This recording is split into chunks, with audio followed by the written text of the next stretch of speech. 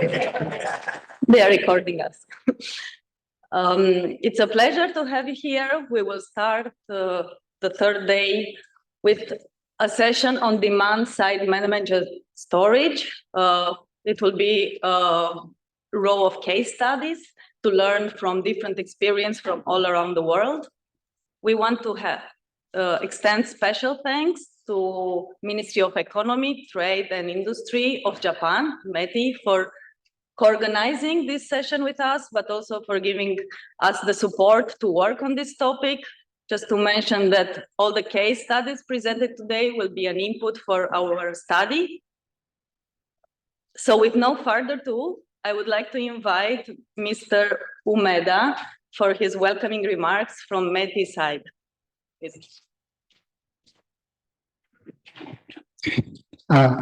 Good morning, distinguished participants, and thank you for your participating this meeting. And I'm very happy to meet all of you in person. I am Hideyuki Umeda, Director for International Policy of Carbon Neutrality, International Affairs Division of Agency for Natural Resources and Energy, Ministry of Economy, Trade and Industry of Japan. I would like to express my gratitude to all the delegates and to IRENA, co-organizer of this session. Japan, in collaboration with IRENA, has been engaged in discussion towards a programmatic energy transition on a global scale. Today's theme, demand-side management and storage, is one of the areas that Japan and IRENA have focused on. To address the global challenge of climate change, we need to work together to achieve common goal of carbon neutrality while simultaneously achieving a stable energy supply and economic growth. In Japan, the shift to a clean energy-centered economy, society, and industrial structure that is compatible with economic growth is called GX. It means green transformation. In February, Japan announced the basic policy for the realization of GX. In this policy, Japan is committed to maximize the introduction of renewable energy as its main power source, aiming for 33 to 38% share of power generation in fiscal year 2030.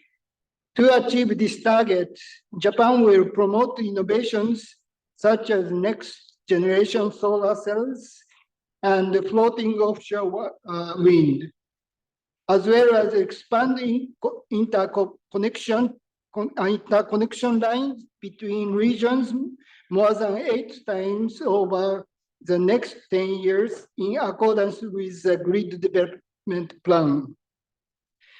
On the demand side, demand response will be expanded through support for the introduction of storage batteries, a decarbonization power supply and demand balancing solution, and related institutional development.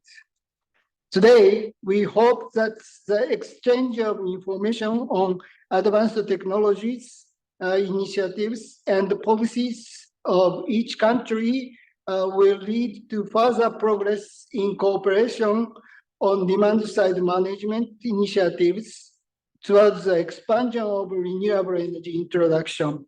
Thank you very much.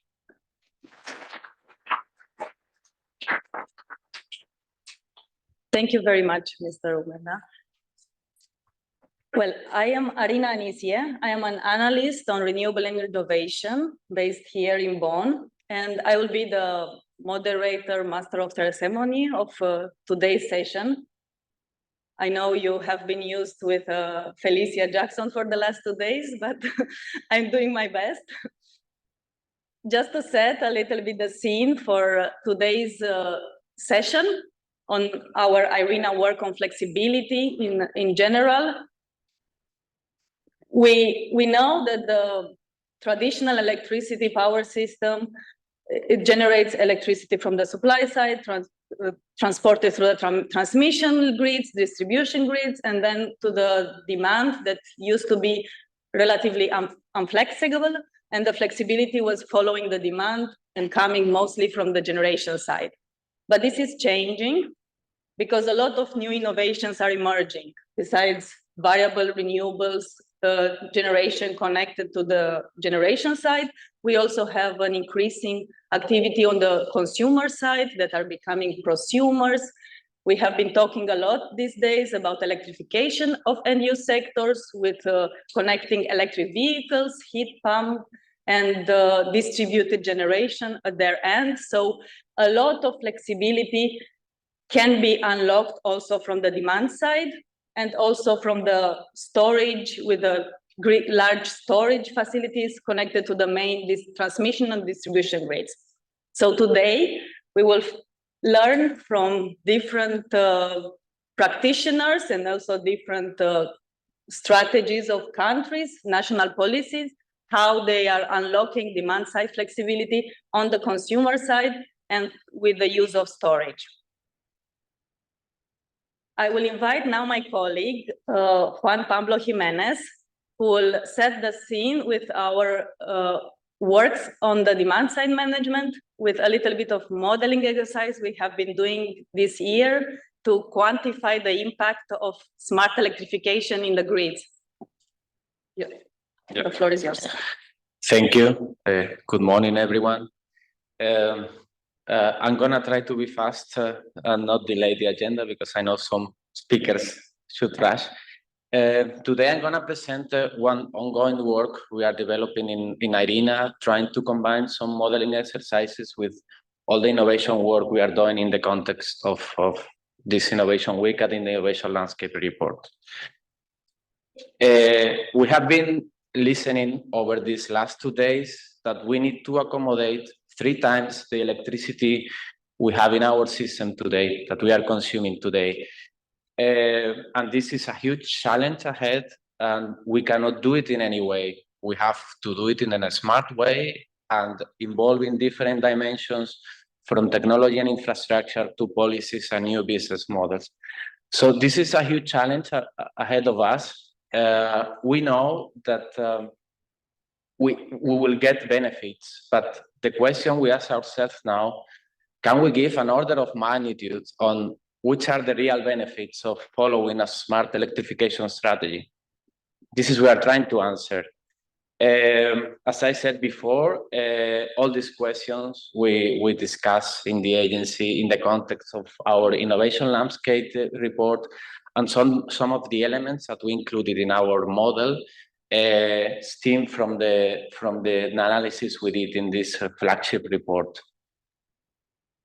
So we focus our study on 2 avenues. One is power to mobility, and the other is power to heat. Here we keep hydrogen aside of our analysis. And we see that many of the innovations that are listed in the Innovation Landscape Report, they deal in one way or another with flexibility, because this is the key concept if we want to integrate such amount of electricity. So just to highlight some, dynamic tariffs and batteries and thermal storage are some of the key elements that we are willing to see more in the future in our energy systems. From the entire energy value chain of our energy systems, we can harness flexibility in the generation, transmission, and distribution.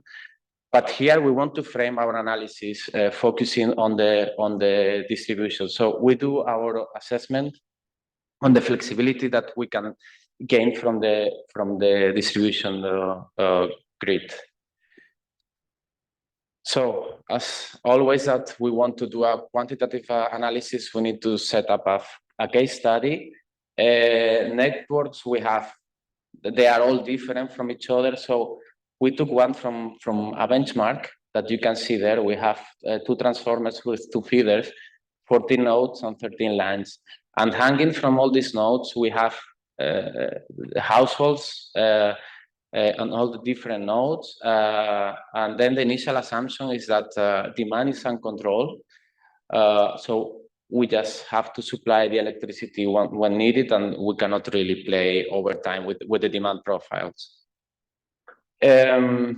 So on the assumptions that we made for the rollout and deployment of heat pumps and EVs, which are the 2 main elements that we consider here, we have looked into the projections made by our colleagues in the World Energy Transition Outlook team, and we came to a figure which is not on the very ambitious limit, but it's somewhere in between in what we should achieve by 2050. So just to be short, we assume that 20% of households will have EVs, 57% heat pumps, and 26% we have PV installation of roughly 4 panels. Well, it depends on the power of each panel, but these are our assumptions.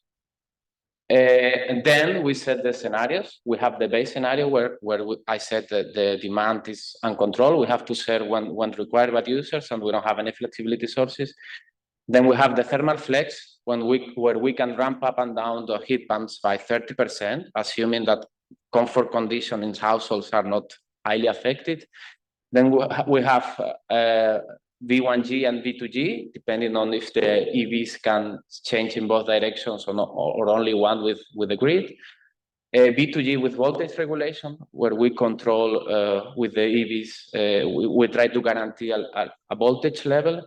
And then we have smart, that combines all the previous one, and the smart and PV, which will be the ideal one we want to reach.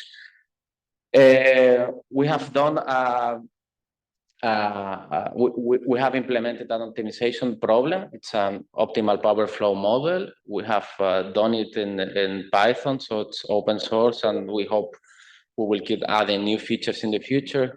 And here you can read some of the constraints, like the voltage magnitude, the power flows in the transformer, and the line's capacity, of course. So going quickly into the results. First, we look into the demand. The first thing we can see is that if we bring together all these flexibility sources, we can reduce the peak demand by 50% in winter time. So you see this red line on top compared to the base one. And in general, what we observe is that the pattern it's flattened. We see that also the minimum values are moving to the right.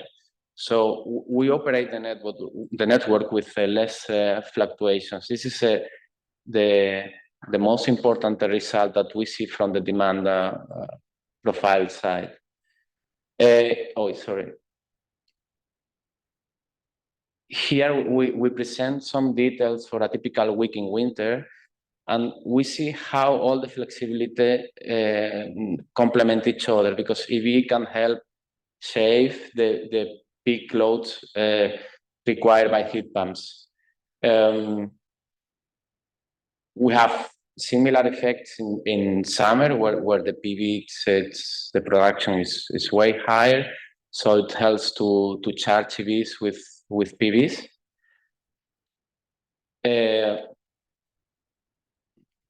Sorry. And then regarding network losses, we see also a 25% reduction on the upper right chart. You can see how from the base, the blue bar is the total losses over the year. So we see an important reduction of 25% because we don't have to move such amount of electricity across the network, because we have PV production locally, so we can directly feed our electric vehicles and heat pumps, which is a very important result. And this is a detail of a day in winter and summer. So you see how across the different scenarios the demand starts flattening depending on the options we include. And the smart, you see it's almost and a horizontal line over the entire day. So this is what we look, because then we can avoid peaks in the grid and delay investments. And this is how much we use the lines. The main lines that are the red ones, mainly the main one feeding the entire community of 22,000 people, roughly. I forgot to say, I think. And you see how for some of them, we can go from almost 100% capacity use down to below 50. So this is another important result, because by doing that, we can keep adding more without the need of investing in the grid, because we have an additional amount of EVs. And just to conclude, we try to put some numbers. It's still a naive exercise. We are willing to improve it, but we want to give an order of magnitude. So what we assume in our analysis is that those lines that are used above 80% of their capacity should need a replacement or some type of investments in the coming future.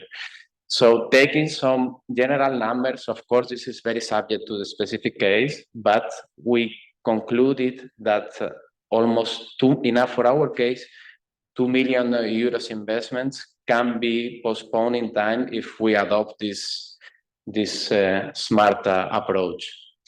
So just to conclude my presentation, as good storytellers say, we have to go around in our story.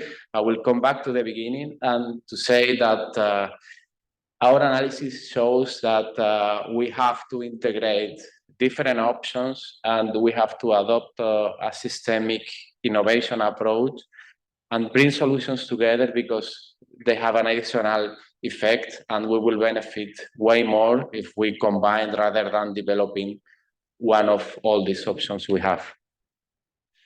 And that's it. Thank you so much.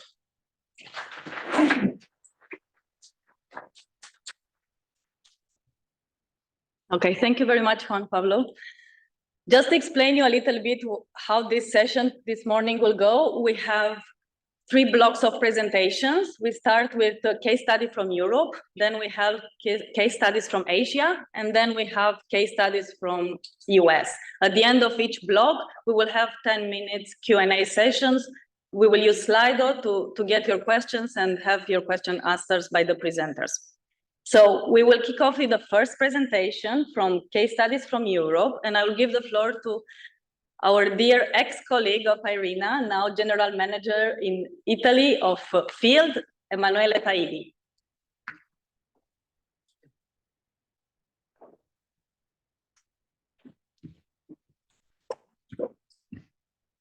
Thank you, Arina, and good morning, everyone. Many thanks to Arina for having me here today. Happy to share some of the latest of what we're doing on storage in Europe, in different countries. In particular, I will focus on UK and Italy.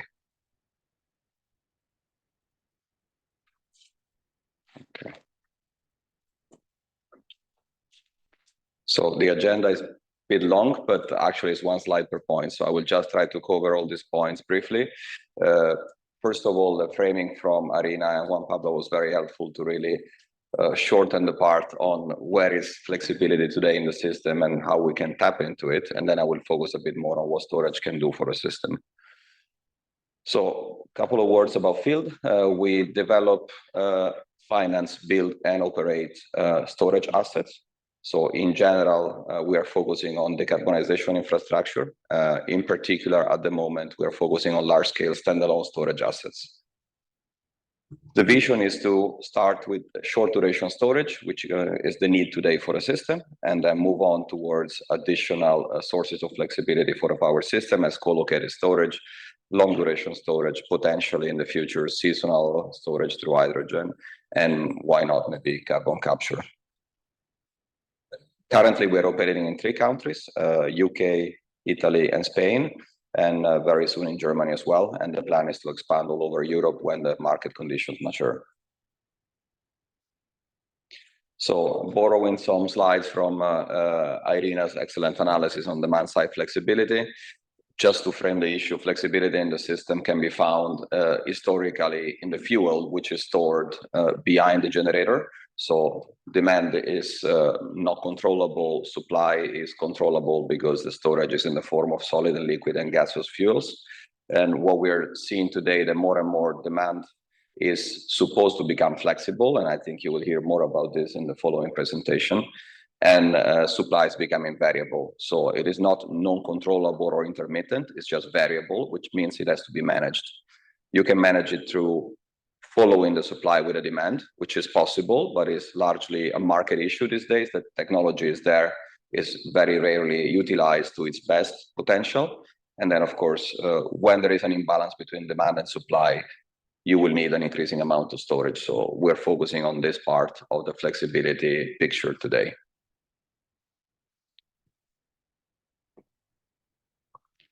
Okay. So just very briefly, where is the storage today beyond the utility scale storage? I'll talk to you about, well, it's everywhere in the demand. So if we think about electricity storage, the most obvious case, for instance, here in Germany, is solar PV with battery storage. This is basically balancing the point of consumption, but there are more interesting solutions coming up. I will have one in the next slide for electricity storage balancing at the cabin level instead of at the user level. But there's also a lot of thermal storage. So I think in France, there's a very good case study for using this historically as a source of flexibility. But there is a huge potential as we move towards heat pumps with thermal storage to provide that flexibility to the system, shifting the demand to when the electricity is abundant and cheap away from the peaks. Where should I point it, to the screen or to the laptop?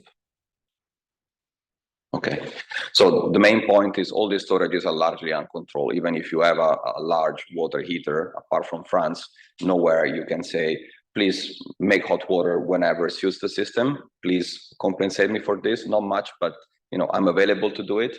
There is no, let's say, counterpart, or your electricity retailer typically doesn't have a service for you that you can subscribe to, which is a low-hanging fruit, really.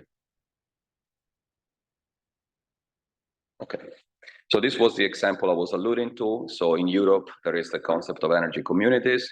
In Italy, this has been reflected in the law and regulations, and now is with Brussels for the final approval. So we should start seeing energy communities in Italy very soon.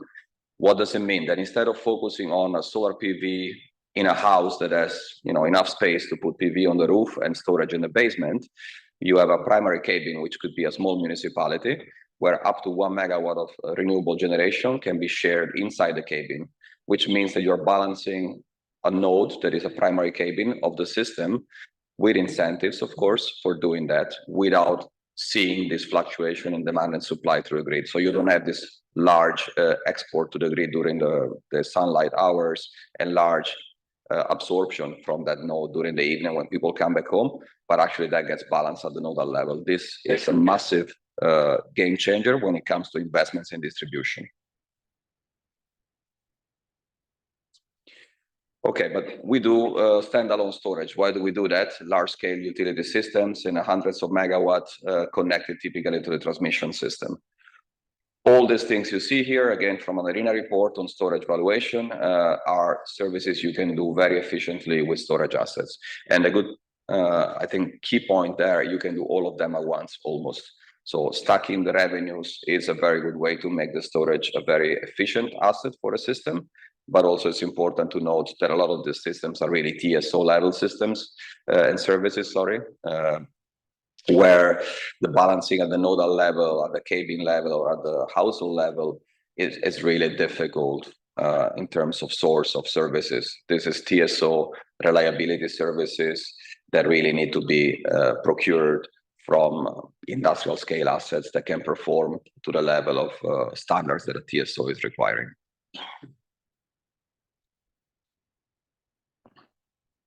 So this is the market as it's evolving for services in the UK.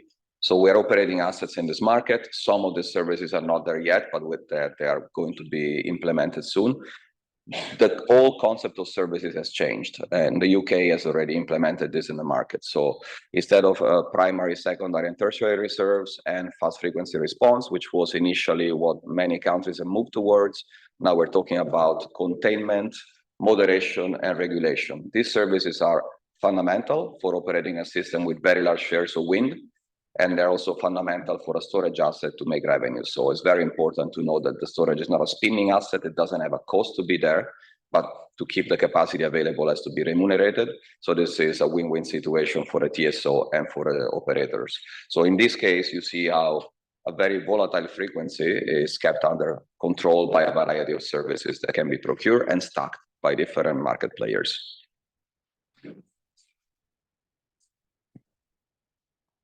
And this is actually historical data. We are not talking science fiction, future ideas of what could be. This is today's operational storage assets in the UK. So these are historical data for the last year, where you can see how the whole fleet of utility scale storage assets are making revenues. This is aggregated data, but you can see the biggest one is dynamic containment, which is essentially the replacement of fast frequency response. This is where the storage provides the most value to the system and also the most revenues for itself.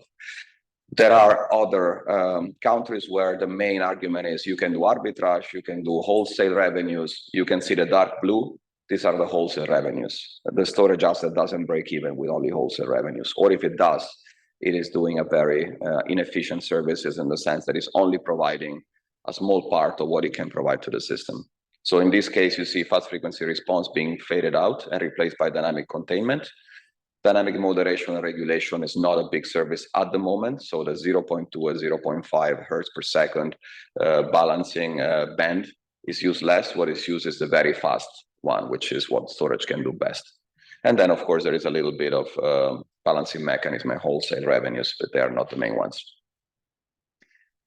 Moving from the UK to Italy, a little bit of a dense slide. So we are in a very exciting moment in Italy for storage. So we are seeing the first assets coming to life, doing arbitrage and capacity market. There were auctions in February last year that awarded over 1 gigawatt of capacity, mostly to one player, but this is already a start for the market. And now there is the next level, which is a dedicated mechanism to procure storage capacity for a system. This is in advanced stage of development. So the idea is that we should see the first pilot auctions at the beginning of next year. And then when the regulations come back from Brussels with comments, it will be implemented as a full-scale mechanism to procure 70 gigawatt hours of storage capacity in the next 6 years. Very big market, very little deployment to date. So this is the moment to do it right. So what we can see there is that the focus of the TSO is just to do arbitrage. So shifting solar generation from the day to the evening and flattening the prices and reducing the cost of providing grid services. But of course, there's already, let's say, a desire to go towards 8-hour storage in Italy, which might be premature in the sense that at the moment we don't have any storage. So it would be nice to start slower.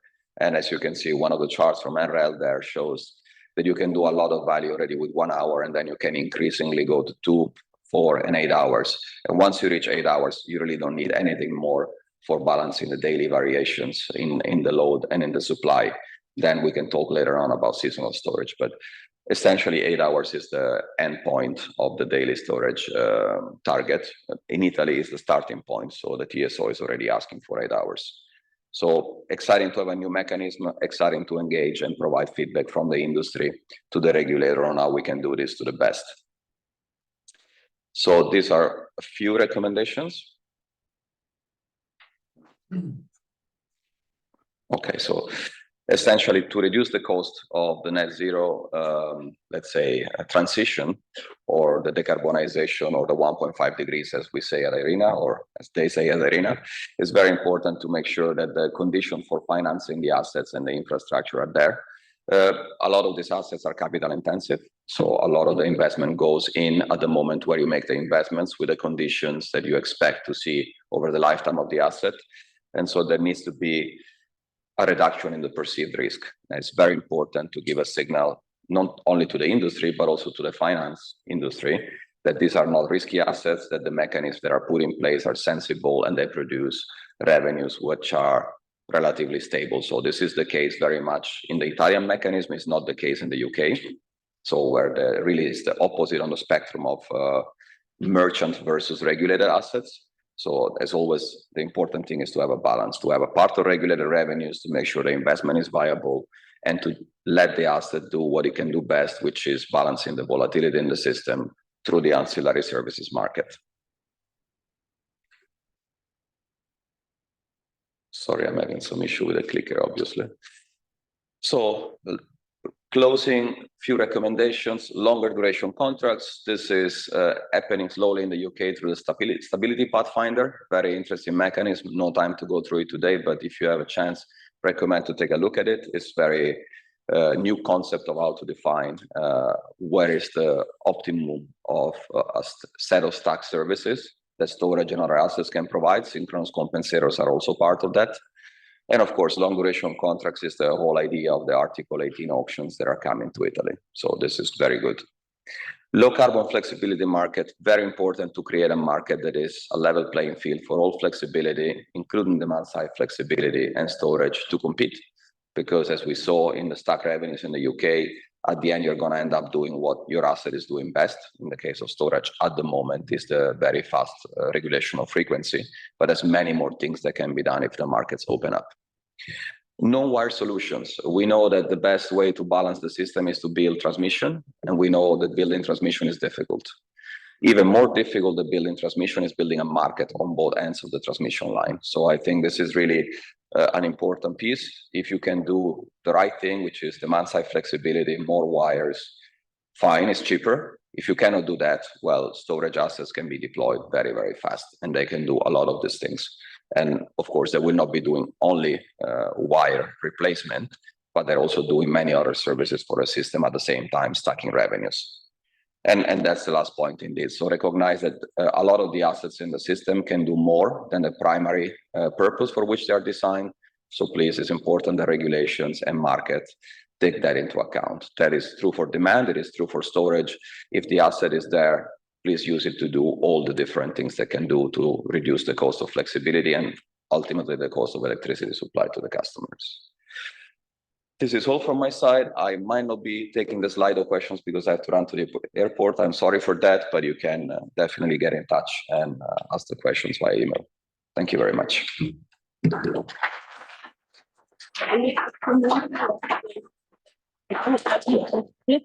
Okay. Thank you, Emanuele. He unfortunately has to jump on a plane, but if you have any questions, he's available for the next 3 minutes to answer. So just raise your hand, or if you have a mic in front, you can speak directly. Yes, we have a question. Do you see a business case for long duration energy storage in the near future?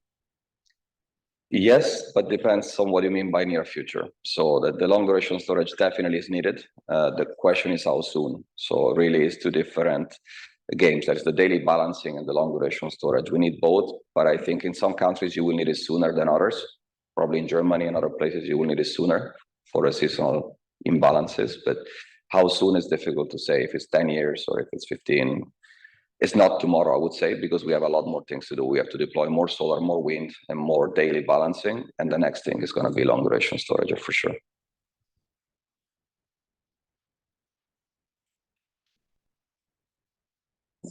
Maybe, yeah. So it's what do you think is the next frontier? Do you hear about, the battery of batteries? So it's quite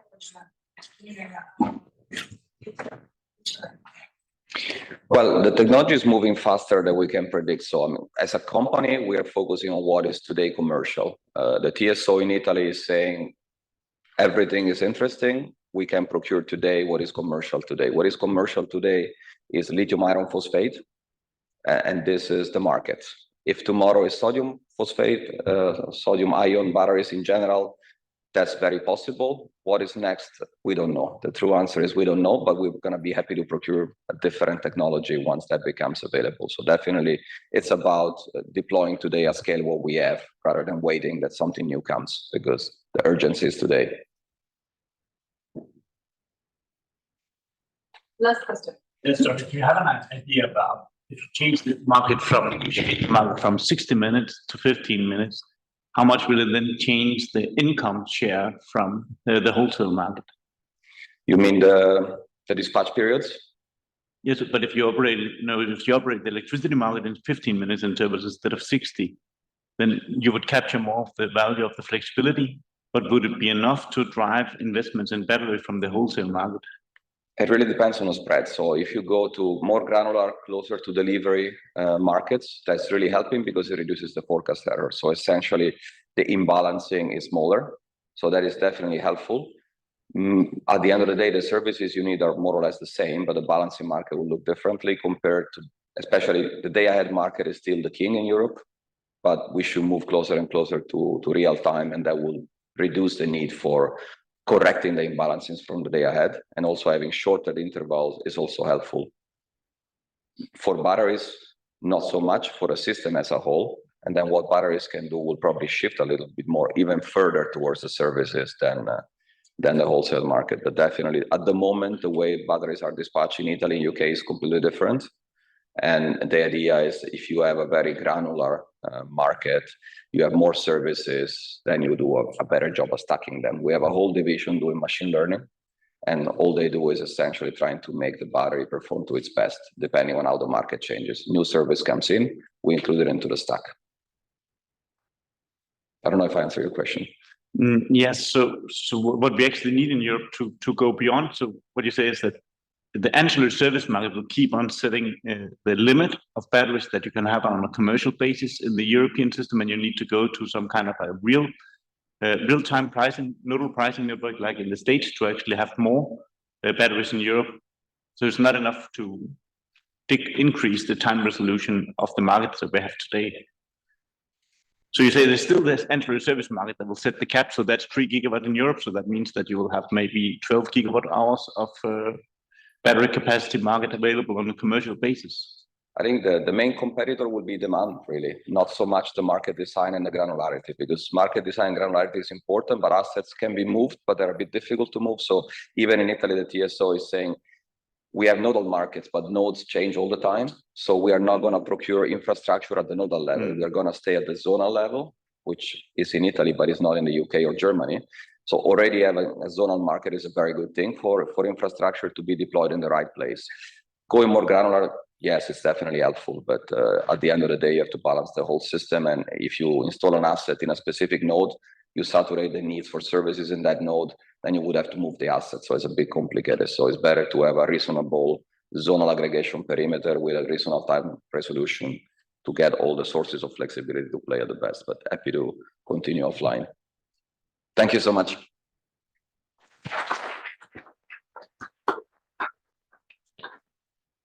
Thank you very much, Emanuele. Let's move forward with the next practitioner who can present us a case studies from demand side in France. I'm happy to invite Sylvie Tarnai, the Chief Strategy Officer at Energy Pool, a company that builds and operates demand side management solutions. If you can talk closer, maybe it's better. Okay, I'll try.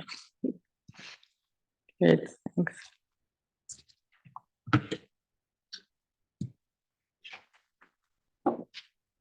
So good morning, everybody. I just have to move. Okay. So I'm glad to be here today to speak about Energy Pool and the solutions that we are deploying in the field of demand side management, and also partly storage to be able to empower consumers and especially prosumers. I will focus on France, where we have historically most of our activities, but I will also speak a bit about the case in the Netherlands. So first, to introduce Energy Pool briefly, because it might not be known by most of you. Right. So Energy Pool is initially a pioneer in demand response management in France. So it was pioneering together with RTE, putting into place, so with the French TSO, the markets and the mechanisms that enable to value demand response from 2009, 2010. And we have initially a very strong anchorage in the industry segment. We have now grown from a startup to a mid-sized company, active in about 10 countries, with local operational presence in 4 countries.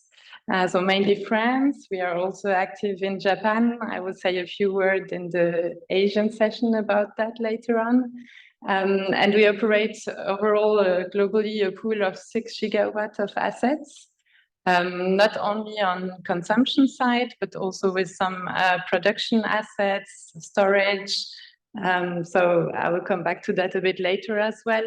We have about 250 employees currently, and also contribute to reducing the CO2 emissions globally. So, sorry. Yeah. So we are currently organized around 4 axes, let's say. Our core activities is around flexibility management and flexibility operations.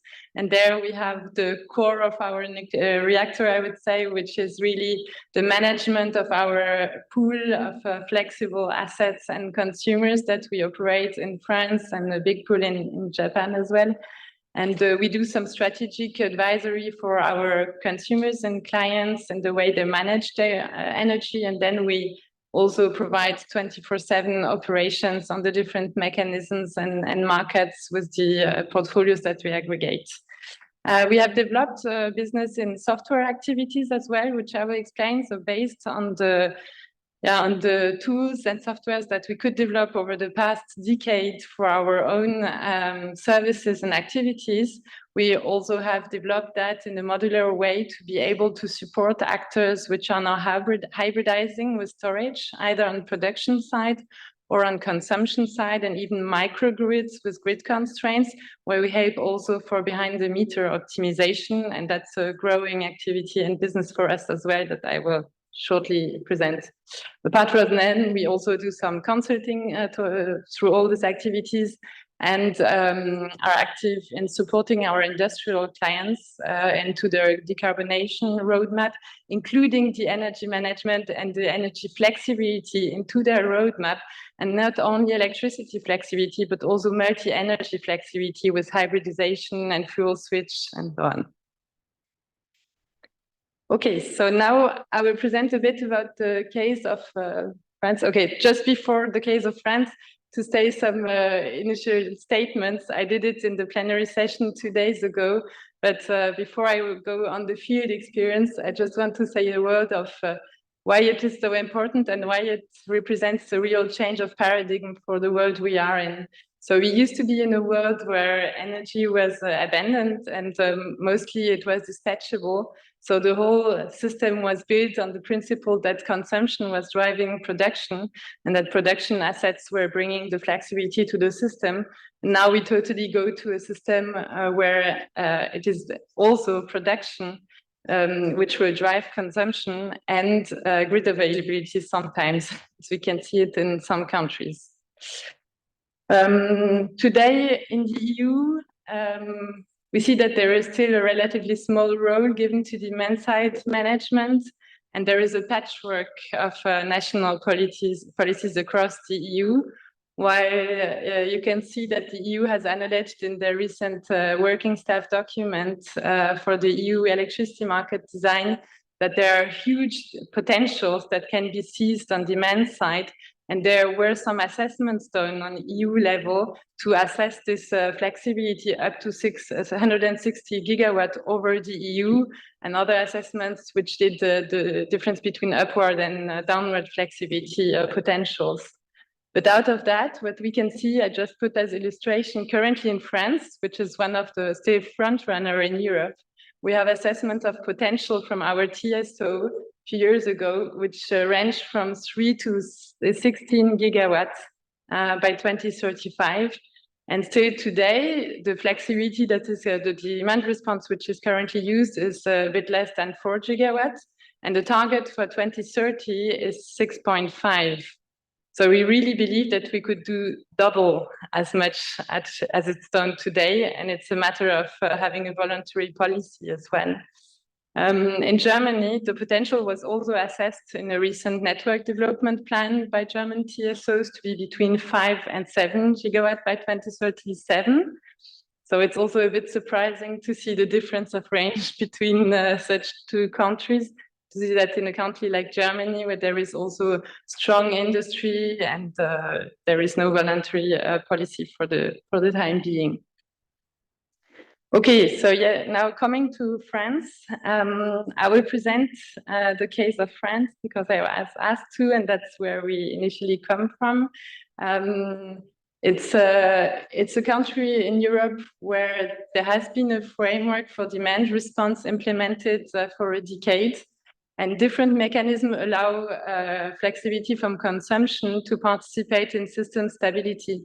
So first of all, we have a capacity market that was implemented back in 2017, which really aims at ensuring security of supply in the midterm, so to say, and to stimulate investment in generation capacities, but also in demand response.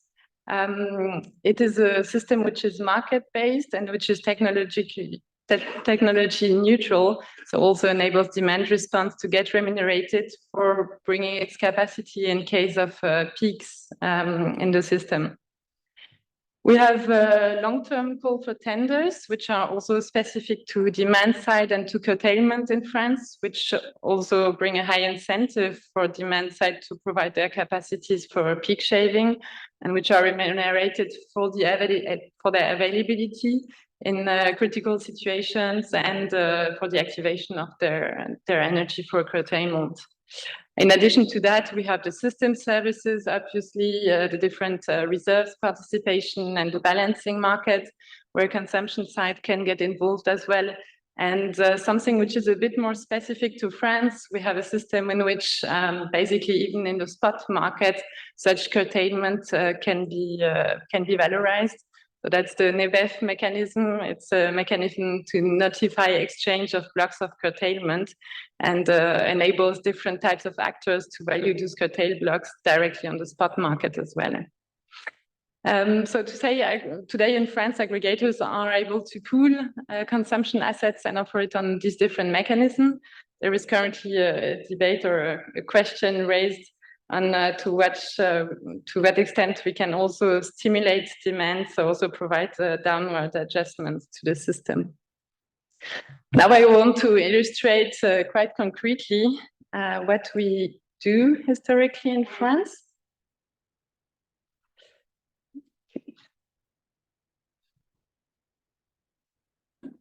Sorry. 3x quite fast. Okay. So here it's just a case to illustrate peak shaving in France.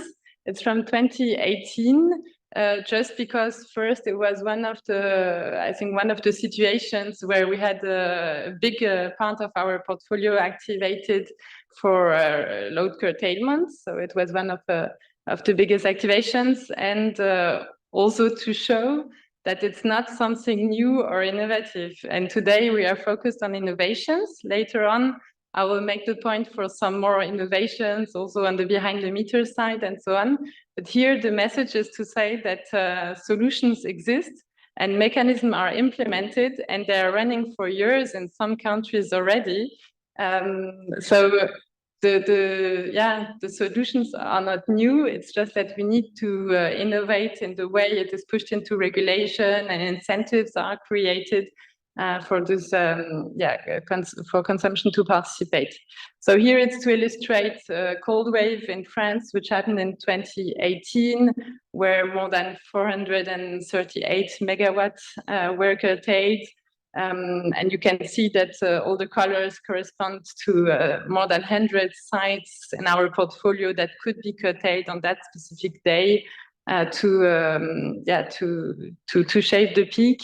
And this also corresponds to the fact that in France, maybe I should have said that first, We are one of the countries with the highest load variability between winter and summer. And basically, we have a great thermosensibility. So with each degree lost, so let's say -1 degree, we need 2,300 megawatts in addition. So it's about half of the thermosensitivity of Europe, which is about 5 gigawatts. Okay. Now to go very concretely about the potential, I will go a bit faster that we see. We come from the industry. And here I wanted to show what we can do with a cement plant, for instance. There are some industrial processes which have high degree of flexibility potential inherent to their processes.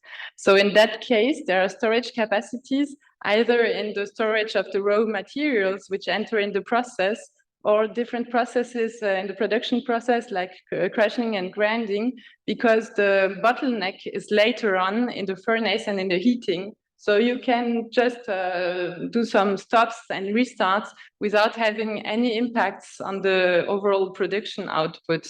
So these are typically the type of sectors where there are interesting things that we can do, especially in the world where we need to integrate more renewables and support the integration of renewables. And we can adjust in terms of energy, the paper industry, but also some part of the agro industry or small chemistry. In the end, all flexible businesses which have some heat also in their process can be used to value flexibility. And there are still great unrevealed potentials in the industry, but also in other segments. And we spoke about heat just before.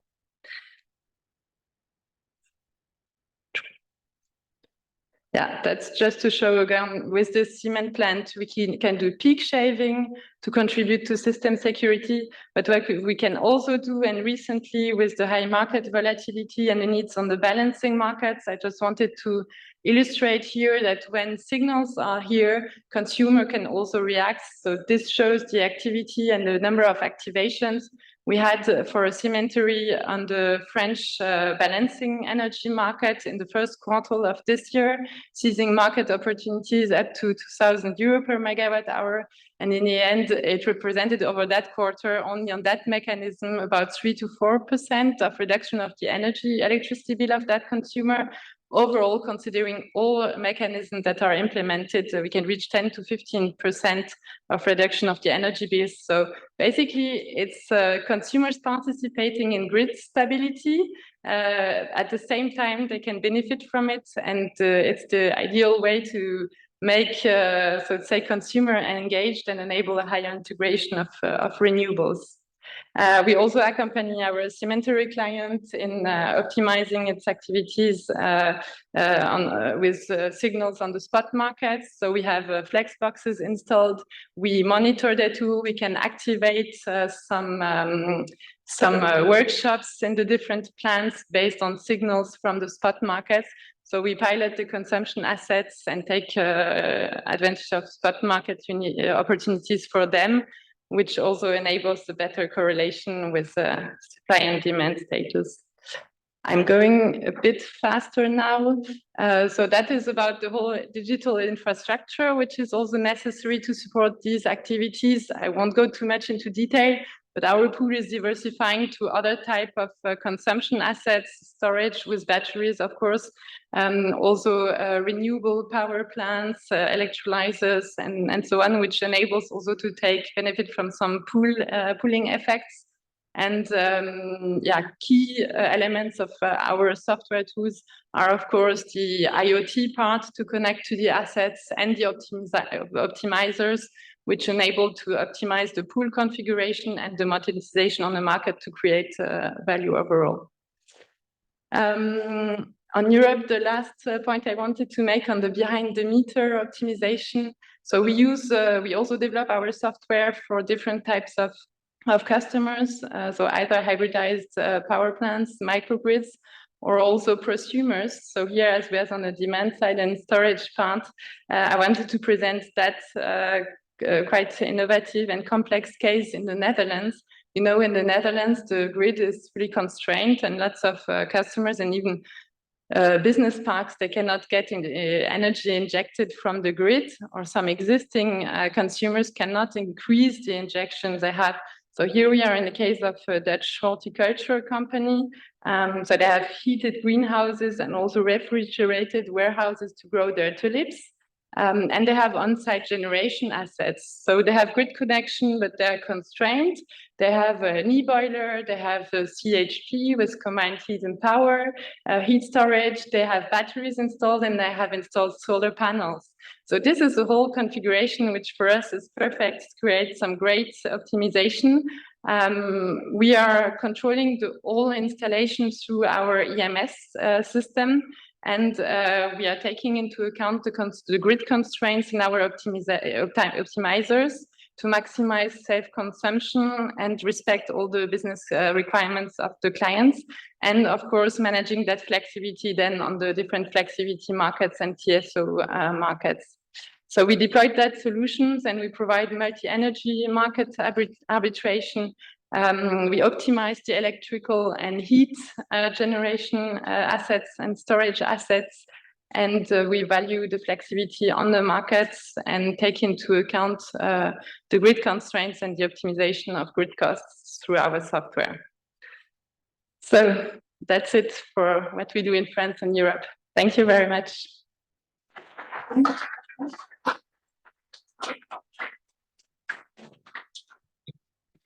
Thank you very much, Sylvie. After hearing from two innovators that make things happen on the ground, I'm happy to close this session on experience from Europe with an overview of the potential of demand-side management in Europe. So for that, we have Mr. Michael Villa, the CEO of SmartEn. Please. Thanks a lot. And indeed, we are now moving from some deep dive into some case studies and focuses on a few member states to the big pictures in Europe for demand-side flexibility. What is SmartEn? The organization that I'm leading. Well, actually, it's a European business organization with headquarters in Brussels that is gathering around 100 companies that are offering in Europe both technology, but also data-driven energy services to enable consumers of all types to become active and flexible. And with consumers, I mean not only households with their buildings, but also commercial buildings and industry. Energy Pool, for example, is one of our members. These are introductory slides. I'm not going to deep dive. We have already understood the paradigm shift that we are in the middle of. So a transition from a very centralized to a decentralized energy system, and the need to have a participatory electricity demand, so an active role of consumers. Let's also align with what we mean with demand-side flexibility. IRENA engaged into a definition a few years ago. Well, actually, we are trying to push this definition in European law to make sure that we are all aligned, because there is a confusion between demand response, demand-side flexibility. So our suggestion is to define demand-side flexibility as the capability of any active customer, and as I said, is from household with their home to industry, big energy industry, to react to external signals and adjust their energy generation and consumption in a dynamic, time-dependent way, individually, as well as through aggregation, as the aggregation services that Energy Pool was providing. And this is one of the main distinguishing features and differentiation with energy efficiency. Energy efficiency is optimizing the energy consumption of an individual asset. Dynamic site flexibility instead is an optimization in reaction to the signals that the system is providing. And what is needed to have in order to be flexible, but demand-side flexibility can be provided by smart DRs, decentralized energy resources, which include demand management, so demand response, the actual demand response services, energy storage, distributed renewable generation to support a more reliable, sustainable, and efficient energy system. So these are the two very important components to make sure that demand-side flexibility is addressed. Well, it's going pretty, sorry. Why we need demand-side flexibility? Because as global transition, we are going to have an increase of the systemic flexibility needs that are going to dramatically increase globally. And indeed, the IEA is saying that the systemic needs at global level are increasing by 4 times from now to 2030. And what is happening in the EU specifically? Well, the European Commission calculated that in March of this year, that the daily flexibility needs will increase by 133% from now to 2030, and from 2030 to 2050, they will increase by 250%. So we have the daily specific focus to provide flexibility. This means that the centralized and small-scale resources that can provide demand-side flexibility as the one that are fitting perfectly to provide the resource to cope with this systemic challenge. And volatility, indeed, is gonna be the norm. It's just gonna increase. We experienced in the past year extreme high fluctuations, but also more recently, also in this year, in particular in Germany, extreme low prices. So this variability will create new business models, will empower consumers to become active, and this should be also accompanied with a remuneration of this flexible consumption by consumers. It's just a change. It requires a change in mindset, a change of the way we are managing a system, and an opportunities to create new business models. So I started by saying the evolution. What's the status quo at the moment? Well, there is a lot of potential. Every year, SmartEn is mapping the evolution of demand flexibility in Europe. This is a study that we are doing every year with LCP Delta. And these figures on the EU is only looking at DSO ancillary services, because at the moment, for explicit activation of flexibility, this is mainly the revenue streams that flexibility from the demand side can get. So we are not looking, and this slide, this picture is not looking at other markets that could be and should be eventually open to bid from the demand side, notably a local flexibility market by DSO or wholesale markets, because the revenues and the volumes are very small. So there is still a lot of the untapped potential, as also Sylvie, was mentioning before, that under 30 is the actual gigawatt potential that needs to be activated in Europe. And even during the emergency situation, where in the EU, all member states were obliged by regulation to shift by 5% their peak consumption in peak times, very few volumes have been activated. And this is the result of an assessment of all the mechanisms set up in European countries, and we published last week these results. So there is still a lot to do. The benefits are impressive already now. We calculated that in this year, 16 billion could be saved in total gas cost if you are indeed consuming in moments that will not require the activation of gas to produce electricity in peak times. This is the potential in this year. And we also calculated in 2030 the potentials, well,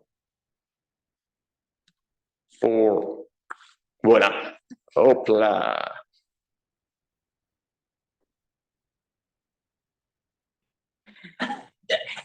This is weird. Okay, this is the potential to 2030, both for the system and for consumers. We have done this study together with D&D. It's available on our website. I'm not going to through all the figures. The report is pretty detailed, but I would maybe stress something that is very aligned to the IRENA presentation at the very beginning. CapEx investment, in particular at distribution level, could be saved in the range of 11.1 and 29 billion per year, thanks to indeed a more efficient and optimized use of the existing frameworks. So these are some of the systemic values, but this is also benefit for the consumers.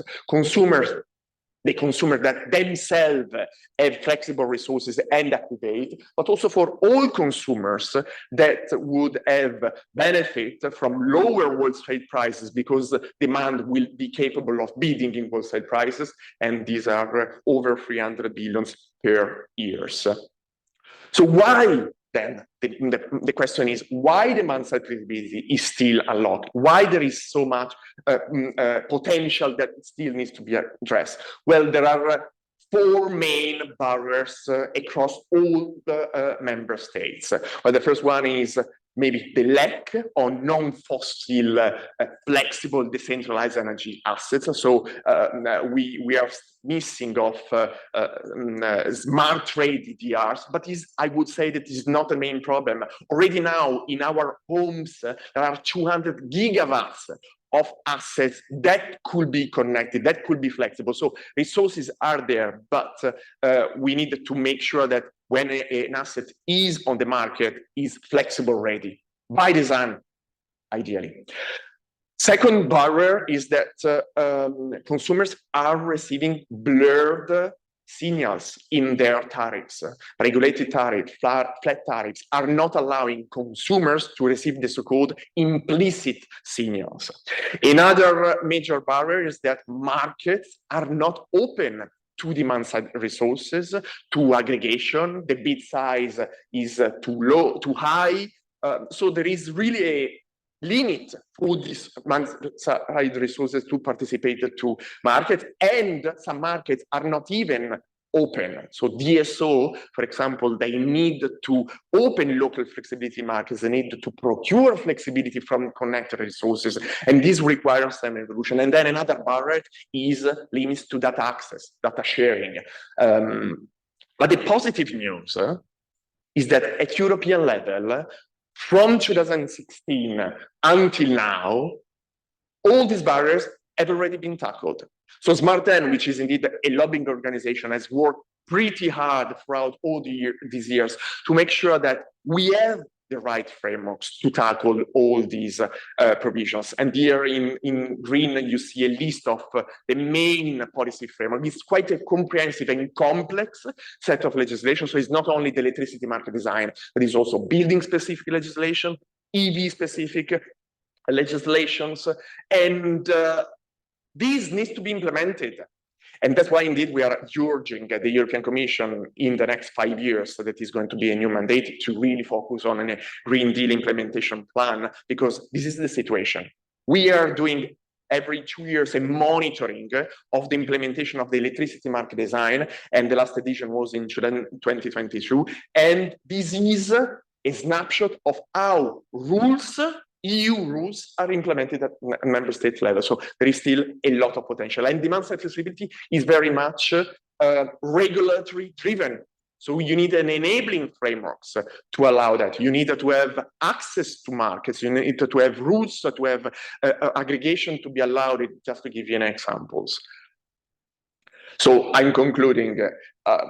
We need to move towards a clean energy transition. This is a matter of fact. There are some specific needs that are pretty relevant now, in particular in the current consideration, that we needed to accelerate and increase our resilience and security of our energy systems. But we also need to ensure affordability of that transition, both from households, but also for industries. And we need more investment in smart electrification. And I'm very happy that IRENA is using the term smart electrification and not only electrification. However, we are also going to have some risks that we are keeping the energy system of now, so which is supply only focused. So a very centralized energy systems, which might lead to costly stranded assets that might be avoided if we have indeed an activation of the demand side, so a participatory contribution of all consumers that would then lead to have a more systemic, efficient transition towards climate neutrality, which should be the end goal of this transition. I'm very happy to reply to any question that you have, in particular also during lunchtime, so thanks a lot for your attention. Thank you very, very much, Michael and Sylvie. We are a little bit behind the schedule, so for now I propose to leave the question at the end if we have time. However, our speakers are here the whole day, so you will be able to also catch them in the lunchtime and in the breaks for questions. So we jump directly to the case studies from Asia, and I am very pleased to invite again to the stage Mr. Umeda to give an overview what is happening in Japan. You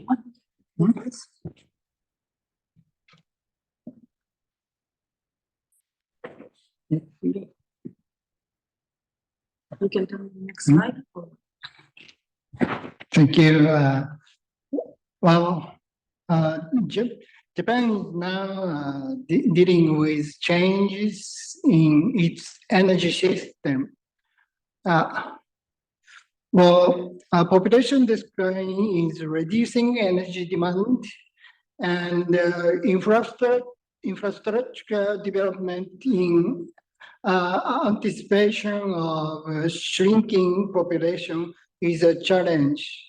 And in order to decarbonize the energy system to combat climate change, renewable energy needs to become the main source of power. We need to meet the demand for resilience by decentralized power generation facilities. Institutional reforms have also taken place, including the liberalization of retail business and the separation of power generation and transmission distribution. Digital technology must also be applied to the energy system. Against the backdrop of this change, the energy system is also changing.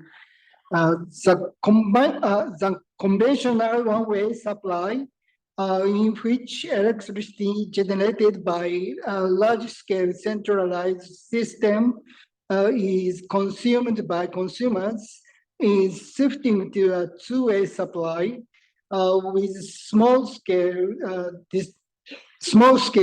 distributed system also coexisting, and those who have been consuming electricity also generating it. To cope with this change, it is necessary to fully utilize renewable energy. On the other hand, since it is difficult to predict the output of renewable energy and to match supply to demand, it is necessary to store surplus electricity and use it when demand is high, or to control demand and match it to power generation conditions.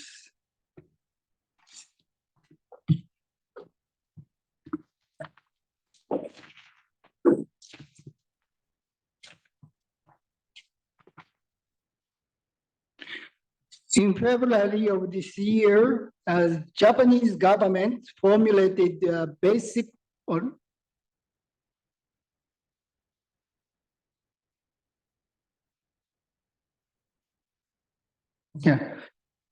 in February of this year, the Japanese government formulated a basic policy on green transformation which aims to shift the industrial and social structure that have been centered on fossil energy since the Industrial Revolution to one that is centered on clean energy.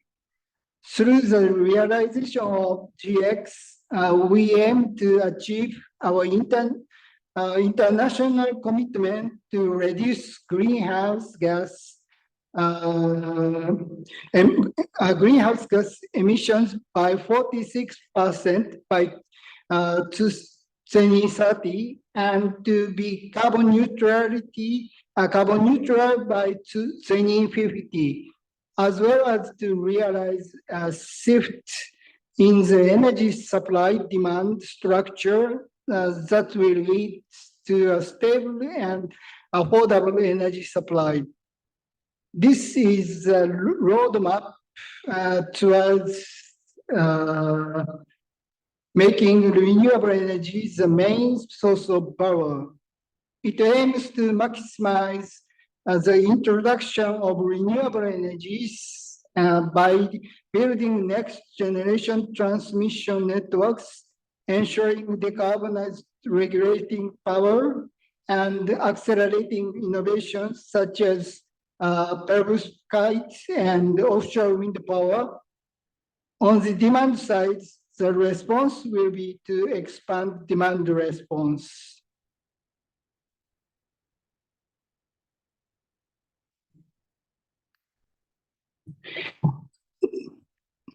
The action plan sets a goal of increasing demand response, which contributes to the effective utilization of renewable energy and to the supply-demand crunch from the current 2.3 gigawatt to 500 megawatt per year.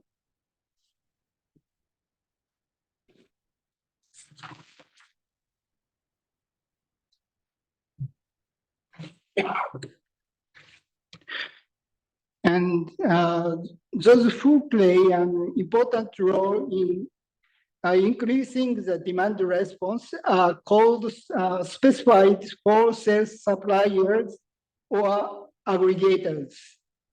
Aggregators aggregate the various values of distributed energy resources and utilize them in market transactions on behalf of their owners. In Japan, there are currently 57 registered aggregators. Although the number of aggregators active in Japan is steadily increasing, but further advancement of demand response is needed.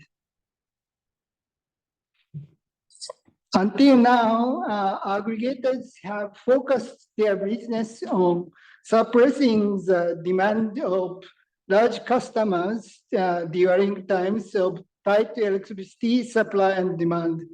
But in the future, they are expected to expand their business opportunities by controlling various power resources, such as storage batteries and renewable energy generation, including solar power. Well, specifically, they are expected to expand its business to the following area. First is providing the ability to adjust electricity supply and demand during normal times. Second, bundling renewable energy to supply electricity to the market. And thirdly, supporting supply and demand adjustment in microgrids and power distribution businesses.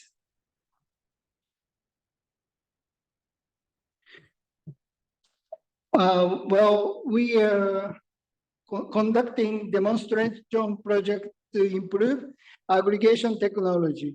We are defining our technology for controlling resources through verification of our ability to control a large number of resources, such as household storage batteries, and improving power generation forecast for renewable energy generation facilities. We are also working with Information Technology Promotion Agency, Japan, to provide cybersecurity training for aggregators to ensure more reliable demand response. Under the law concerning the rational use of energy and the conversion to non-fossil energy, in order to encourage a shift in demand for electricity to renewable energy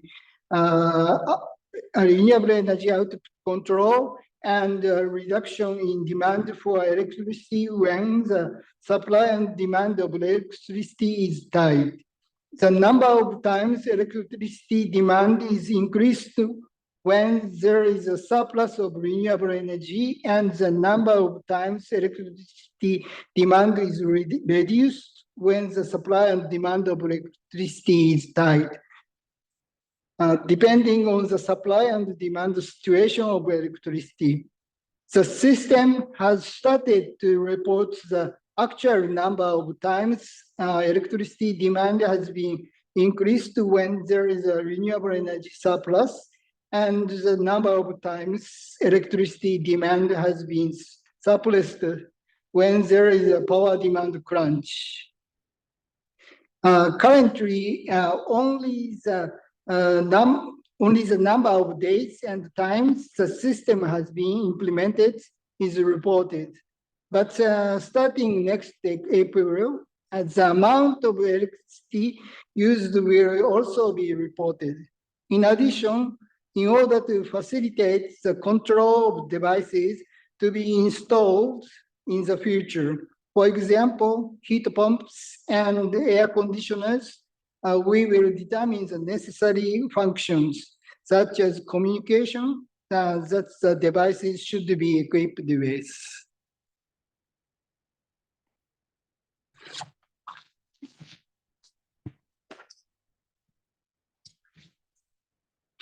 As a result of these efforts, the potential for demand response is increasing every year. As the graph below shows the aggregate capacity of power sources that can be used to adjust the supply-demand balance in response to sudden changes in electricity demand due to extreme heat or severe cold that occur once every 10 years or so. The amount of demand response has been increasing every year from fiscal year 2017 to fiscal year 2023. The amount of demand response in fiscal year 2023 is approximately 2.52 gigawatts, which is about 70% of the total. After fiscal year 2024, although it includes others, the amount of demand response has been increasing every year. Finally, I would like to explain the efforts of regional microgrid. Regional microgrids enable the efficient use of energy by locally producing and consuming electricity and heat within the region. By efficiently coordinating the energy supply and demand within a microgrid, the amount of electricity flowing to the transmission level, where congestion is a concern, can be lowered, thereby avoiding the cost and time associated with the expansion of power network facilities. Furthermore, in rural areas, especially in mountainous regions where long-distance transmissions and distribution lines have been laid, this can lead to more efficient grid operations.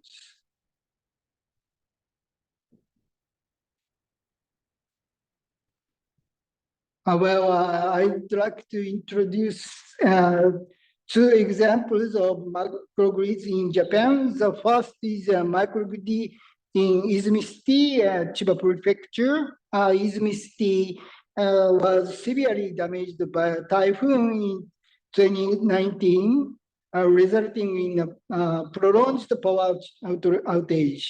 As part of its disaster prevention and BCP efforts, microgrid is constructing a system to supply power to evacuation centers and other facilities from solar power generation lines in the event of a prolonged large-scale power outage.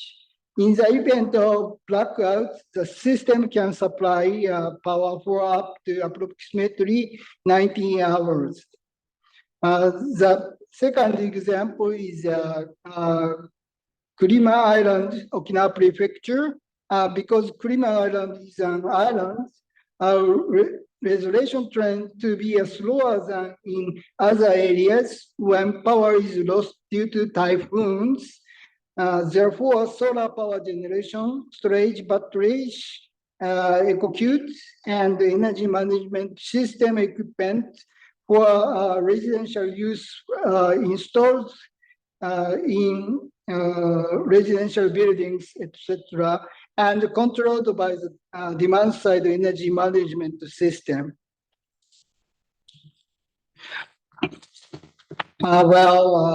In summary, as I described, Japan's energy system is changing against the backdrop of population decline and other changes.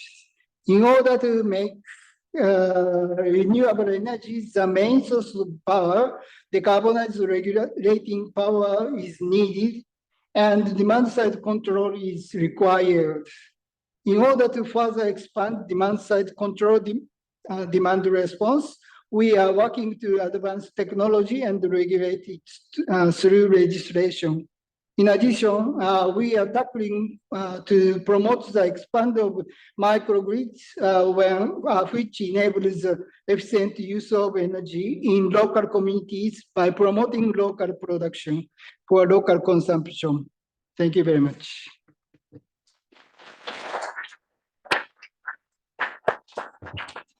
Thank you very much, Mr. Umeda, for the insightful presentation on what is happening in Japan. I am now pleased to invite you again for a very short presentation, Sylvie, to explain what Energy Pool is doing in Japan on the ground.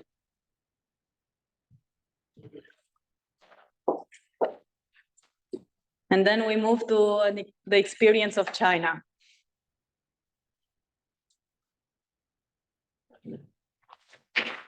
No, thank you very much. I will keep it very short. We had a very good presentation already on the framework in Japan. So I just take the opportunity that I was here to present France, because we also have some activities in Japan, to give a testimony from the field. And I will focus mainly on implicit activations and how it helps to integrate also more renewables in the system. Okay, yeah. Okay, so Energy Pool has been active in Japan since 2015 in a partnership with TEPCO. We have an EPG team, so Energy Pool Japan, led by Takeshi Ishimura. Energy Pool Japan is, of course, committed to the institutional design of Japan and the demand response market in Japan in close cooperation with the METI. In Japan, we have about 3,000 sites within the consumption portfolio of TEPCO which correspond to more than 750 megawatts of flexible capacities, plus 280 sites which are really IoT ready and connected for more than 540 megawatts of flexible capacity. So we have but lots of smaller sites for which we do some machine learning and at the demand forecasts, and almost 300 sites where we can connect through IoT and pilot the sites. And we are deploying more and more sites and flex boxes installations. Over the past years, I will focus on implicit activations. We had about 7 gigawatt-hour of curtailment activations in Japan and more than 120 activations for demand stimulation. And that's really a use case I wanted to focus on here today, because that's more part of the innovation, what we start doing and what not doing in the past. So as you know, Japan is a front-runner country in developing PV and has a high existing capacity and high ambitions to develop PV power on its soil with great energy surpluses, which cannot always be absorbed by consumption as it was, interconnectors or storage. And so the stake of demand side management is really to maximize the utilization of this PV power energy. And TEPCO, for which we are working, is a front runner in incentivizing demand side management within and load modulation within its portfolio of clients and consumers. So in some cases, for instance, here it was the beginning of the Golden Week, subsequent days of holidays in Japan. We have a surplus of PV, which was not initially aimed to be all absorbed. So in that cases, we perform connected and piloting the sites that we have. We do some stimulation of loads during this period to absorb the excess solar power. A little last focus on what we have been doing recently and deploying. What are the assets that are behind? There are some industries, tertiary, etc. But I wanted to make a small focus on district heating and cooling, because in Japan there are high potentials, especially in the Tokyo area. We have been working together with TEPCO to leverage on these highly flexible assets. So it's mainly water tank that we use to balance supply and demand as well. So we have been working on first on 3 sites, and now we have about 13 sites that are connected to Flexbox. And the biggest sites is corresponding to the size of about 8 swimming pool of 50 meters. So it's massive, huge water tanks that are used in big tertiary buildings, also due to the earthquake risks in Japan and the specificity. And though there are great potentials that can be used for flexibility purpose and for system balancing as well. So we are further working in collaboration with our Japanese partners and TEPCO to deploy that further. Thank you very much.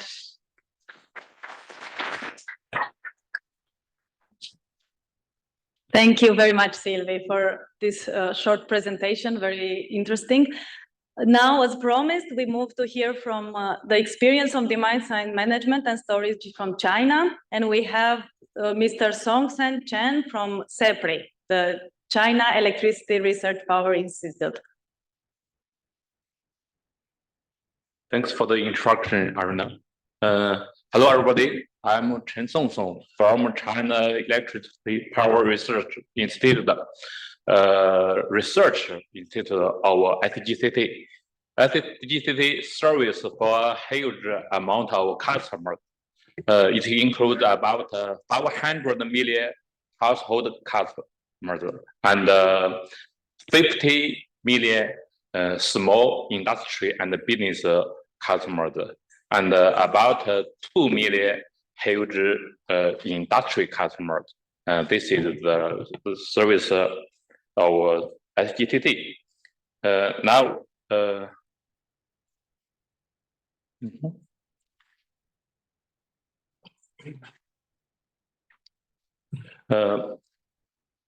my report is about practices of state grid cooperation of China in DSM. And it includes,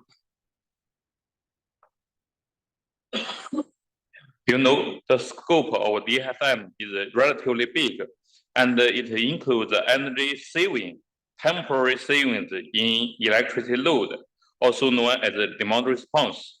Then my speaking here is mainly concerning about demand response. There are 4 parts in my speaking. The first part is about background.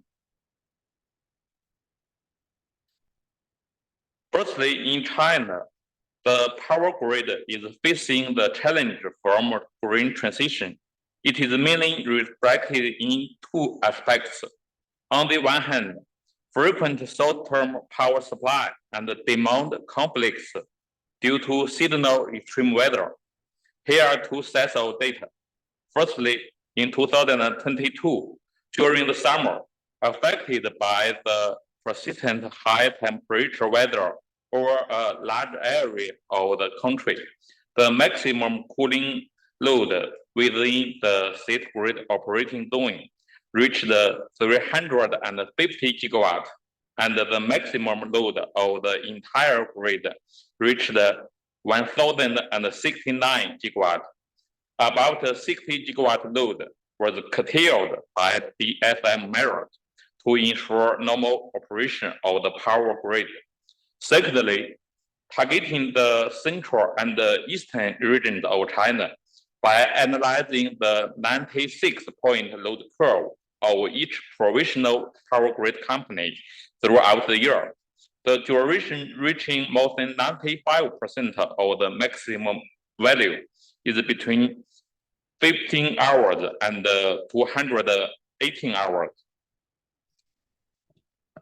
On the other hand, as wind and solar renewable energy grid connected capacity continues to increase, there emerges the shortage of flexibility resource capacity in the new type of power system.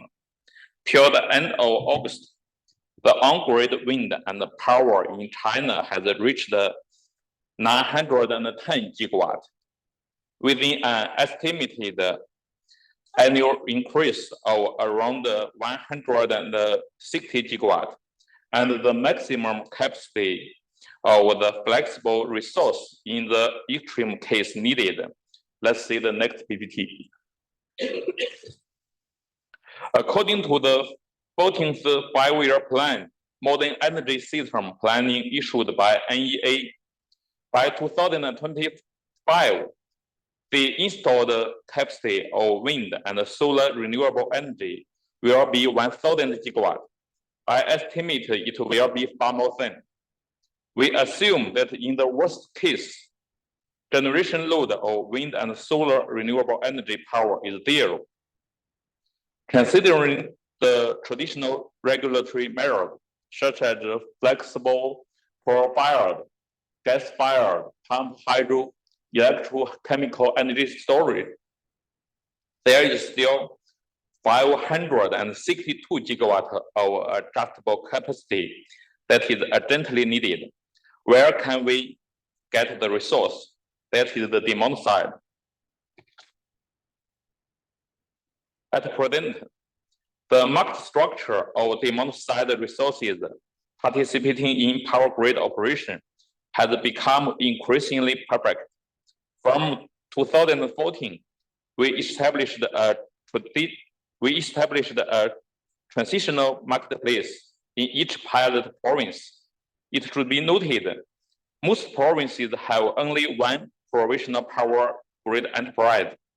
Provisional power authorities issue pilot policies at the beginning of every year to allow all entities to understand and get used to it. And this kind of market is called demand response. And the second kind of market is called auxiliary service, allowed third-party participated, apart from the traditional method at the power generation end. The third type is the latest and is only applied in certain provinces, such as in Shanxi province. The load can take part in the short-term wholesale market by no electricity or less electricity consumption during a specific period of time, being equivalent to virtual power generation.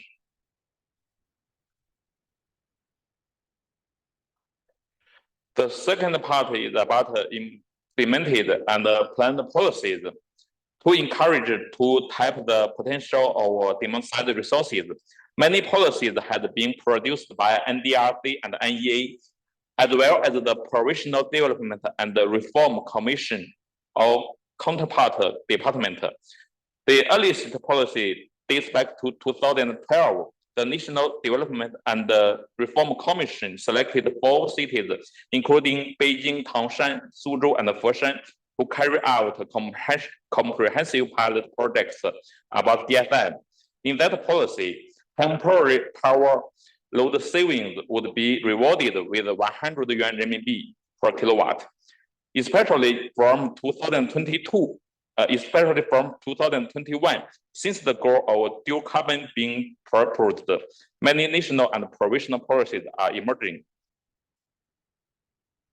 Till now, 25 provinces in the regions have issued DR policies and provided relevant subsidy standards and funding sources.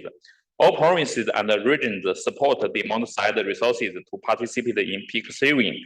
And 17 provinces and regions support participation in frequency modulation auxiliary services. The second part is about the impact of present policies. I will describe it in 3 scenarios. The first is about peak and is about peak load reduction. During the peak load period of summer and winter, when the reserve capacity of the power grid is insufficient, peak shaving demand response is initiated. The second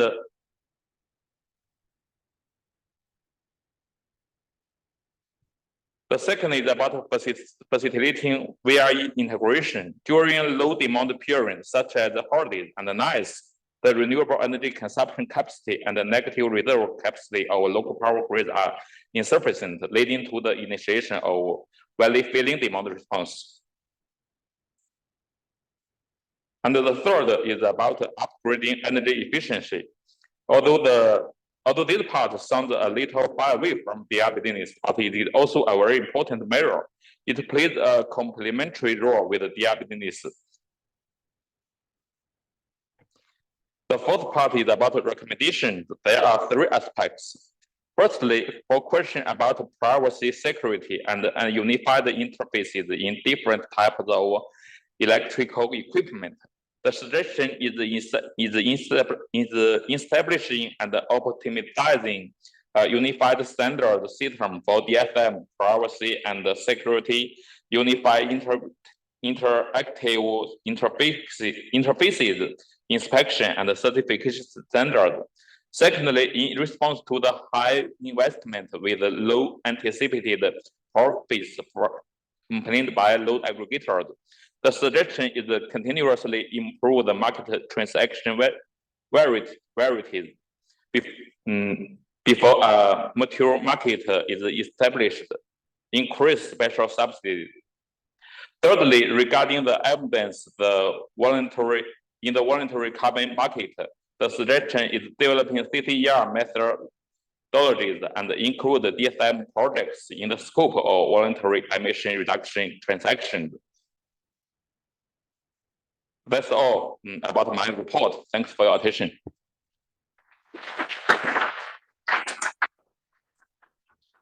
Thank you very much, Mr. Chen.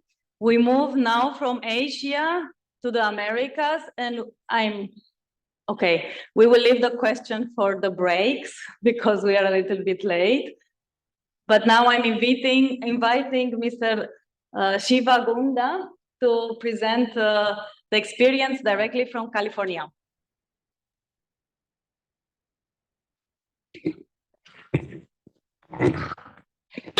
Thank you, Arina.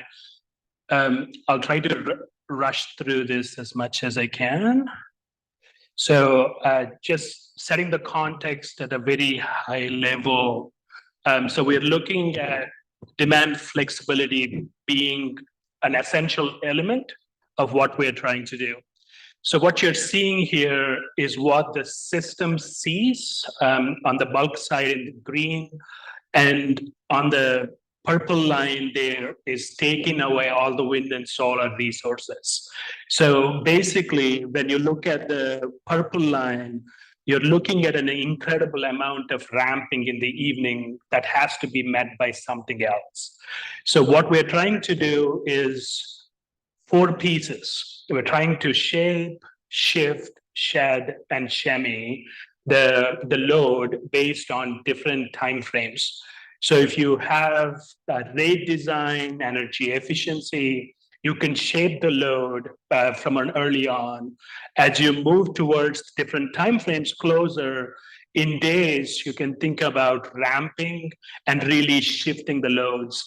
And as you move towards the real time, you're either shedding the load or really using the opportunity for ancillary services. So when we look at the experience in California over the last 3 years, especially, when you think about the demand response in the real time, you want to think about 5 things. You want to think about the responsiveness, duration, frequency, reliability, and cost. When we talk about responsive, if I'm requesting a response, how fast can I get it? Duration, how long can I sustain the response? Frequency, how often can I call on them? Reliability, how do they perform? And cost, what are the alternatives? So that's the framework we are using in California as we think through different options. Sorry.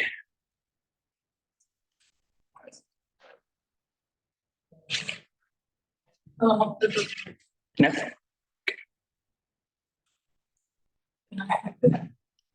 One more slide. Yeah, okay, thank you. So the evolution of California's process has been the green box first. The green box is what is shown, the standard planning process for California. We typically started with demand forecasting, looked at different load modifiers. So when we talk about load modifiers, it's energy efficiency, time of use pricing, whether behind the meter storage, and other load modifying programs, and you bake that into the demand forecast before you start the resource planning. And the resource planning, typically we do what is called an integrated resource planning process and resource adequacy.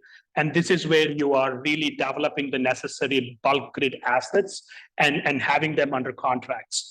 There is some level of demand response in it, which we call the economic DR. These are small megawatts that are reliably showing in the economic dispatch. But since 2020, when I talked about we had some rolling blackouts, we really started the third framework, which is the extreme event planning. And much of that is about emergency load reduction and islanding.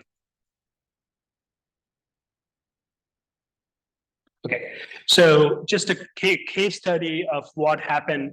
I'm sorry, that should have said September 6, 2022, not 23. So what you're looking there is the green line is the total load.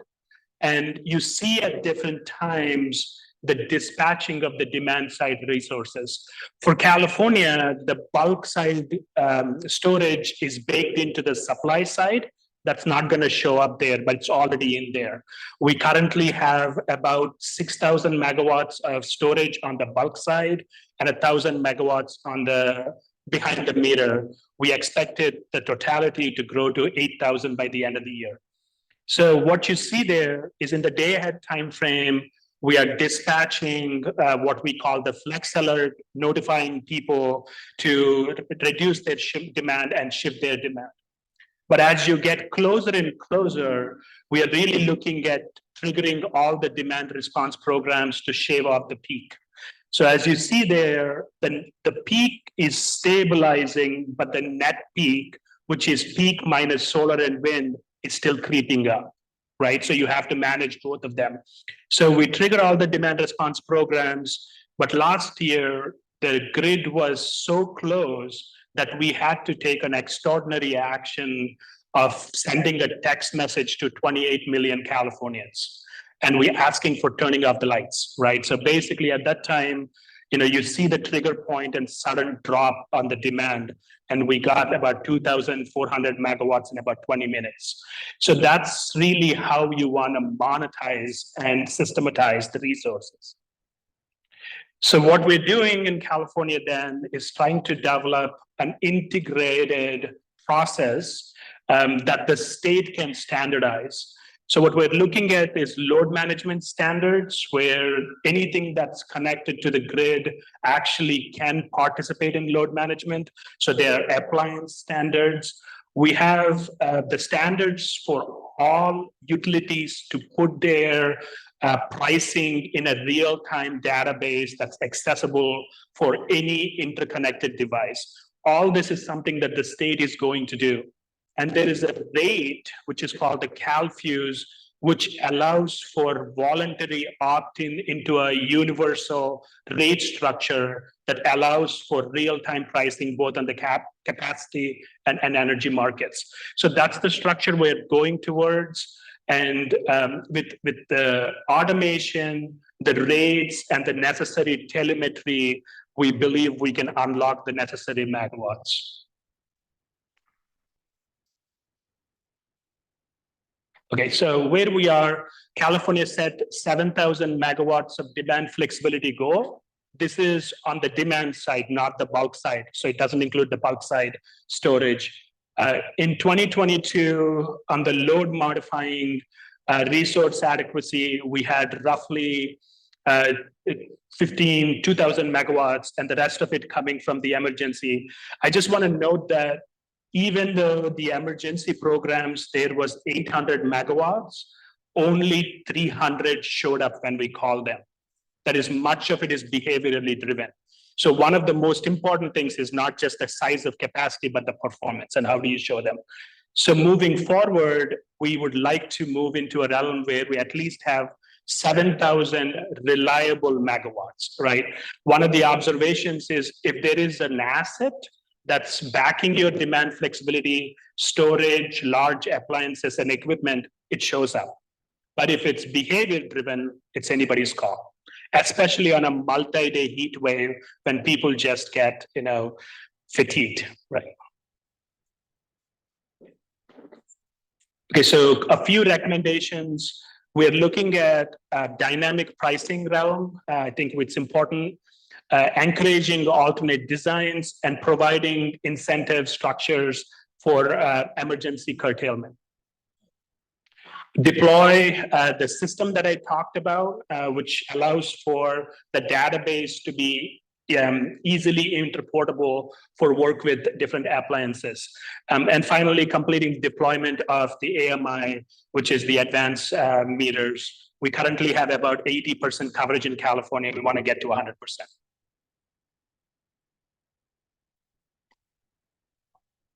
Sorry. Okay. On the resource adequacy, we really need to move into a capacity evaluation and understanding the stacking value of DR. Looking at purely energy or purely capacity wouldn't work. So you really need to look at the value of what it's doing to the grid.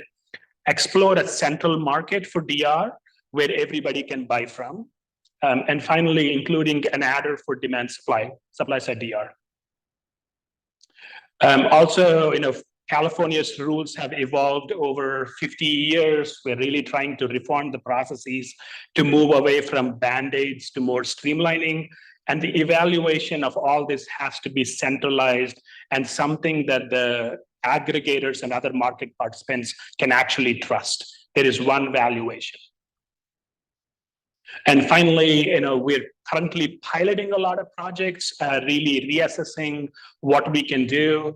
In interest of time, I'll just move. So we have, the state has put about $1 billion in testing some emergency programs. So we have something called a demand side grid support program. This is where we're testing different incentive levels, whether it's virtual power plants, whether it's backup generators that are just load shedding. So we are currently giving about $2,400 a megawatt hour, and we are seeing mixed response. So as we move forward, we are going to try performance-based capacity payments and test them out this year. And we also have about 600 million to provide money for new equipment, new clean backup generators that can be a part of the incentive program.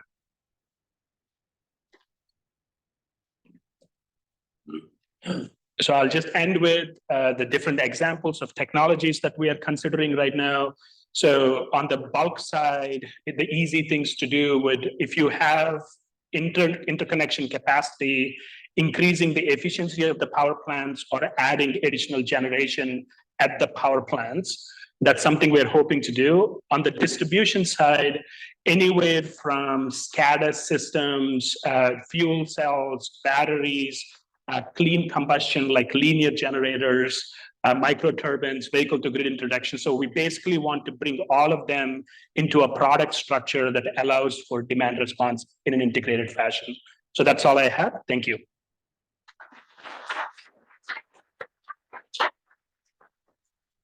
Thank you very much. We have a wealth of information here, and we started like 10 minutes late, so please bear with us. We will end in around 10 or 15 minutes. But please let's continue with the experience from US, and I'm happy to have here Daniel Bowermaster from EPRI. Great.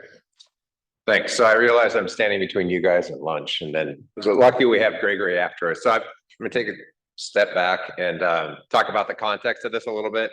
We just heard from California. There we go. So I'll talk about a bit about the world before diving into the US. So there's about 20 million EVs on the road, at least through the end of 2022.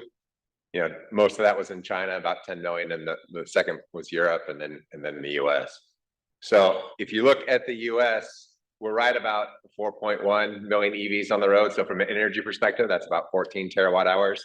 Now the entire US grid makes and consumes about 4,000 terawatt hours over the course of the year. So that's a small and growing number. And that, you know, the point about, you know, energy is that, you know, kilowatts matter, but kilowatt hours matter. And this each have associated costs. It's like, how do you spread out those kilowatt hours over the, you know, the most amount of time so you can minimize the kilowatts? So average US market penetration for 2023 year to date is 8.8%, so slightly less than 9. That being said, there are quite a few counties, and here's just a short list of the top 20 that have far more than that. Now, California leads the nation. If we did top 20 counties, there would be more than a dozen that were California. So we split the top 20 counties into 2 buckets. The first 5, those are all California, all in the San Francisco Bay Area.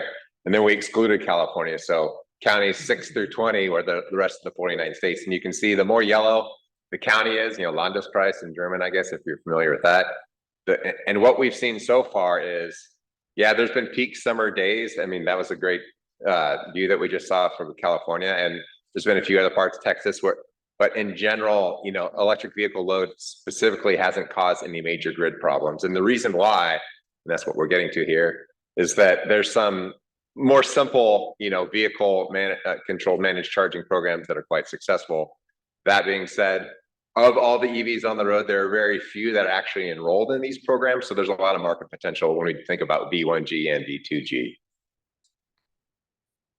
In case you haven't heard, we're starting to have industrial policy and to go with our national climate goals. So, you know, even that 50% of EV sales by 2030, that's only about 165 terawatt hours of energy.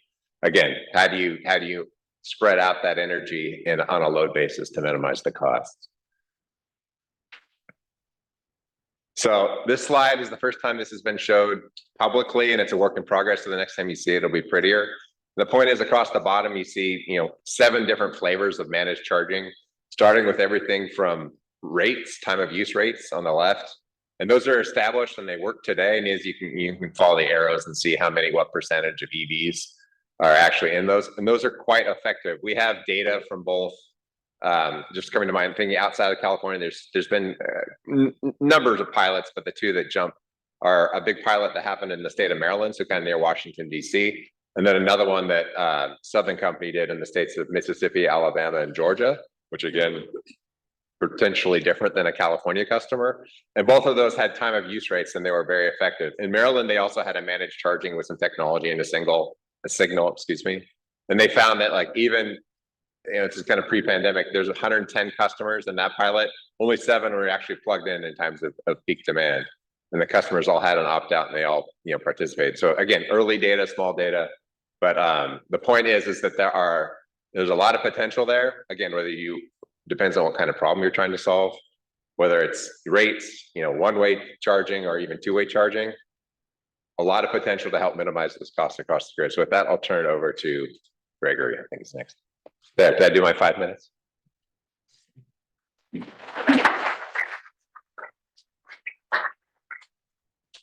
Thank you very much, Daniel, and thank you for being so short to the point. I think everybody appreciates it now. It's time to hear from an innovator and what is he doing on the field in US and California. From Nuvve, Gregory, the floor is yours. Hi, good morning. I'm the last one before your lunch, so hopefully I can keep it together. So actually I'm going to break a little bit the rule. I'm Gregory, I'm the CEO of Nuvve, and I'm going to show very focused on EVs, but what EVs can do, not just in the US, but in Europe, in the US, and the type of practical service that we are doing today. Sorry, did I?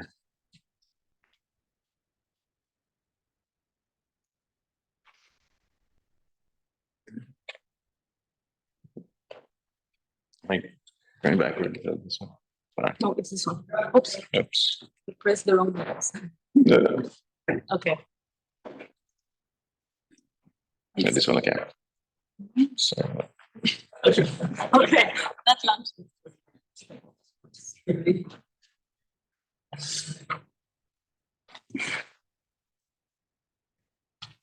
Give us some.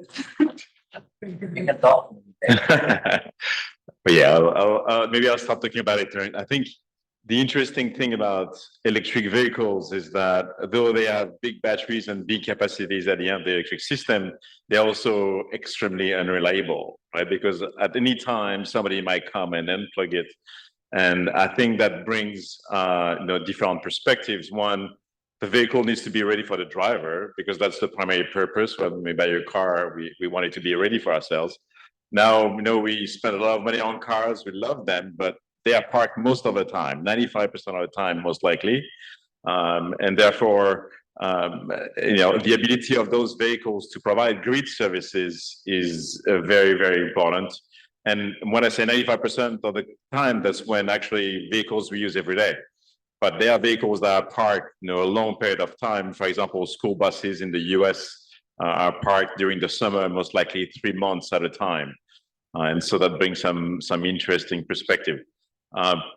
Maybe I can keep going without slide, and I see in the back there working out. So let me say a few words. In Denmark, in 2016, we actually launched commercial operation.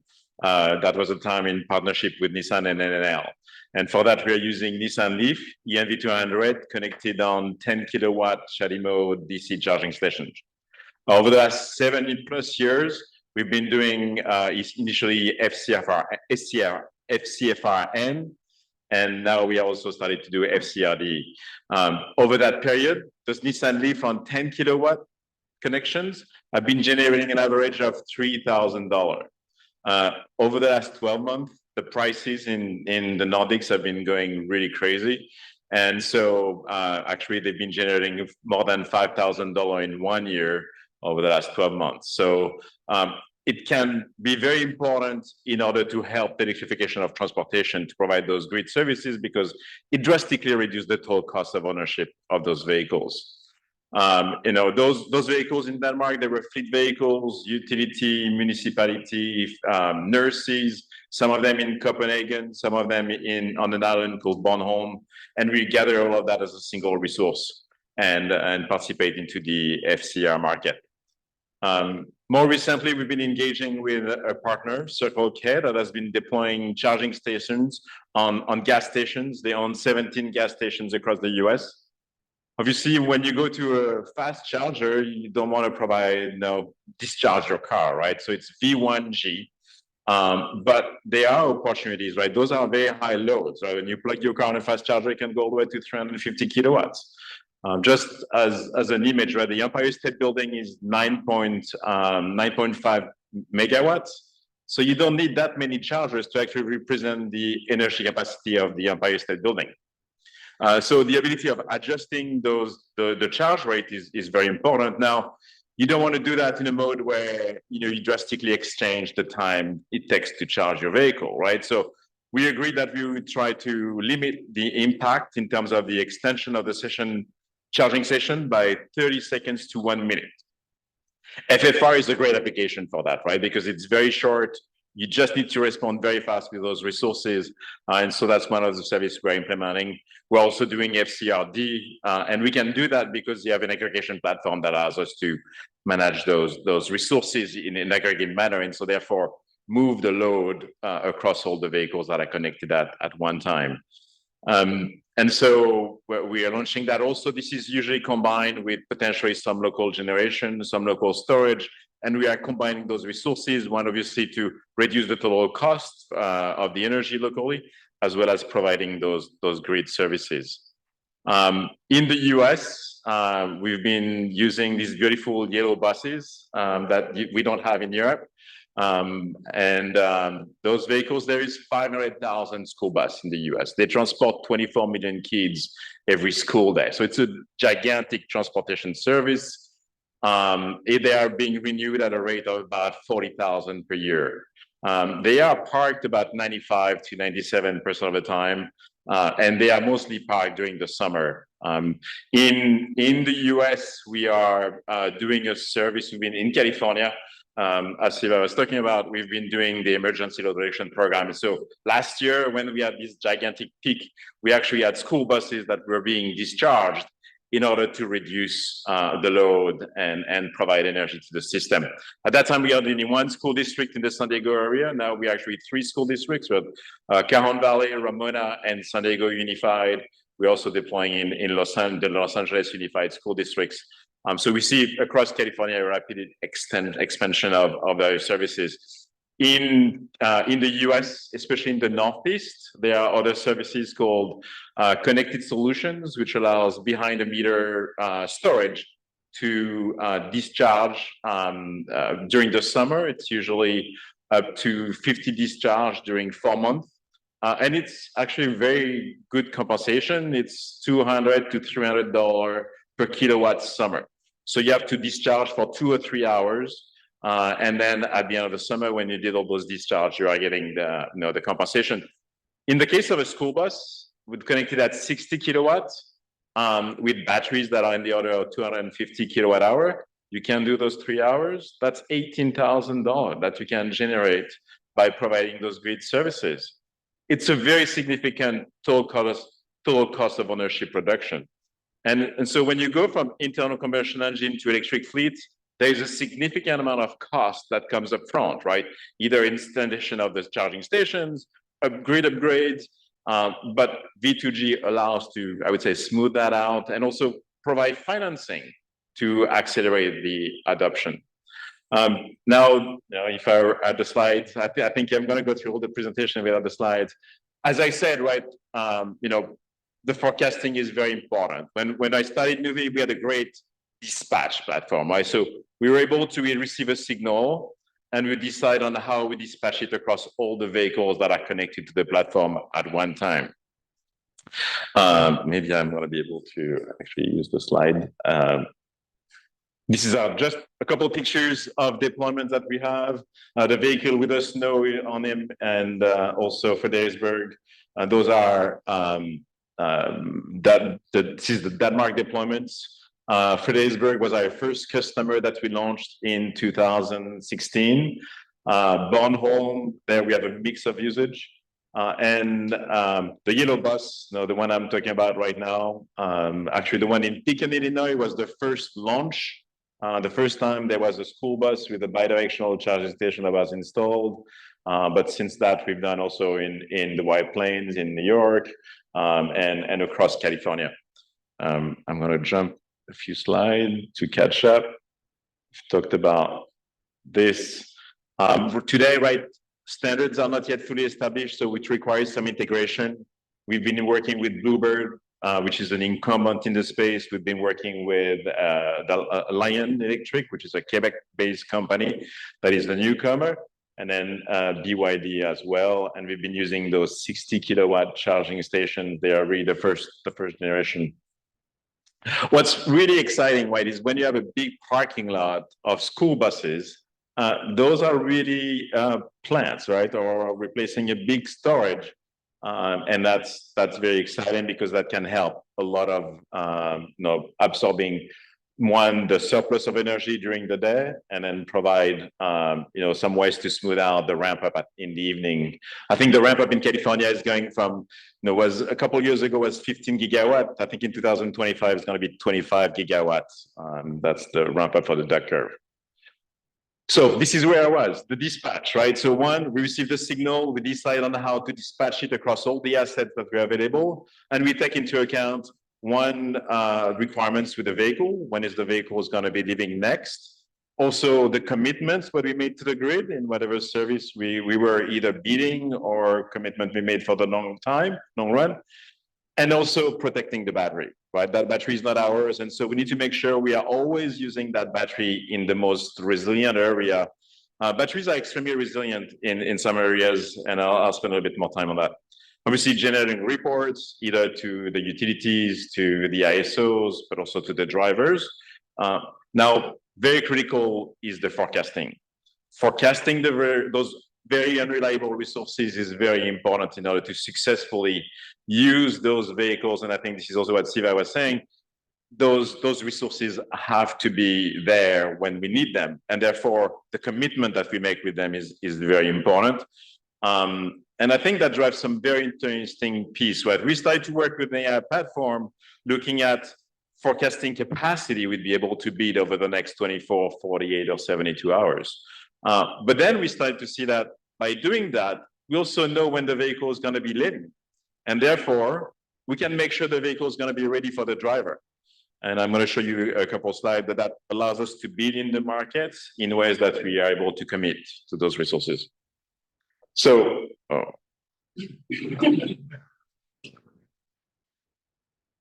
anyway,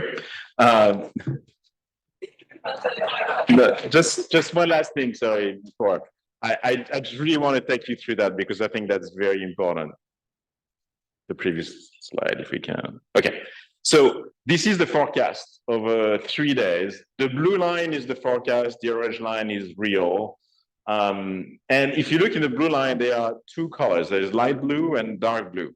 The light blue is the capacity that is available to provide grid services. The dark blue is the capacity that is allocated to charge the vehicle, right? And so as we go through that, the first 2 days, it's during the weekend, and then you can see then we get in the week, which is why the dark blue is getting higher because we are charging the vehicles before they get on the road, that they get on the road, which is why the capacity goes down. But by forecasting this capacity allocated for charging the vehicles, we also figure out what's the amount of kilowatt hour that's going to be needed over the next 24 hours, 48. If we can go one slide, and then it's okay. Oh, okay. So if you can try, sorry. The important thing is the ability of forecasting the kilowatt hours that are going to be needed by those vehicles for the transportation, right? And if we can do that by aggregating all those vehicles, looking where they are connected on the grid, we can anticipate where the bottlenecks are going to be on the grid as those vehicles need to charge. Yeah, this one. And so this is a single vehicle here showing the kilowatt hour that are going to be needed for that vehicle. But if you aggregate all of that, then you can do a few things with it, right? One, you can go to the utilities and say, hey, this is how the load profile is going to look over the next 2 or 3 days in your system. Two, if it's going above the limit, how do we massage it so that we can bring the peaks down?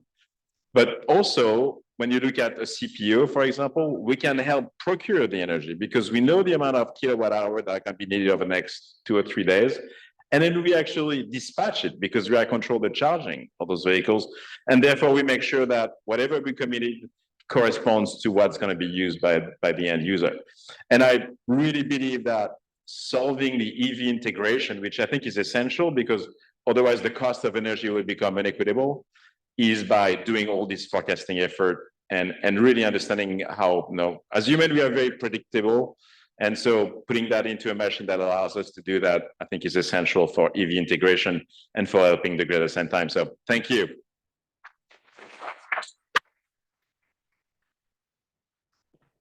Double round of applause from Gregory, who did half presentation, half TED talk. Apologize for this. Okay. We had a very richful discussion, and I'd like for the closing remarks to invite the head of innovation, Francisco Boshell. And then it's lunch, I promise. I also promise. Thank you. So first of all, I would like to let you know that this session today, as well as the story that Juan Pablo has presented and the report that will come out of this, is only possible thanks to Japan METI. So we want to express to Umeda-san and Japan our gratitude, because this is thanks to you. But having said that, to summarize this, okay, let me try my 4 takeaways. The first one, technology. We have plenty of technology available to provide demand-side management services, but they are underused and undervalued. So we have electric vehicles, batteries, behind-the-meter batteries, large storage, thermal storage, water tanks, heat pumps, etc. So they are available, but they are not used to the extent they can be used. So number 2, we need the business models for that.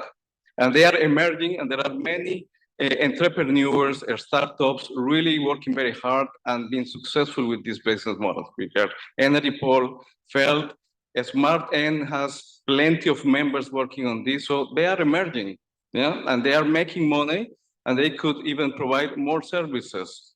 But then point number 3, regulation. We talk about procurement. We need to procure those services, and we need to know what do we want to procure. Is energy, is balancing, is arbitrage? Is ancillary services? Do my system need frequency control? Do we need a fast ramping? What is exactly what my system needs? Because these business models are ready to bid, but they need the right procurement mechanism and instrument. I don't know if there are regulators here, but I also want to say that I feel very sympathetic to regulators, because regulators are also learning. It's true, sometimes they try something with a good purpose, but maybe they have 2 collateral damages, which are bigger. But I think this is the issue in innovation. We are trying to understand what is the best, but regulation and learning how to design this procurement mechanism is crucial. And the 4th point is the communication, dialogue, and coordination between all the stakeholders, and not only TSO, DSO, and aggregators, also consumers. No, we have heard all these regulations to promote change of behavior. No one is opting for it. Why? I read a story from California, from Boshell, a consultant, saying because people don't know about it, don't know what they can get. And of course, energy is not such a sexy topic, I have to say. I had a brilliant idea to tell my family the other day at dinner, did you know that we spent 20% less money this year than the same month the last year? And my daughters look at me like, so yeah, not for everyone, this is interesting. So we need to find a way to really engage these consumers in a proactive way. Could maybe WhatsApp 28 million Californians? Well, maybe it worked, no? But we need to find this mechanism. So this would be my 4 takeaways. I know it doesn't make justice to the rich discussion, but with that, I would like to thank all the panelists, speakers. I think that having 10 case studies with such a level of detail, I have never been in a session like this before about demand-side management, I have to say. So again, thanks to Japan, but thank you to all of you. And please enjoy the lunch. I hope there is still something for us. So thank you very much.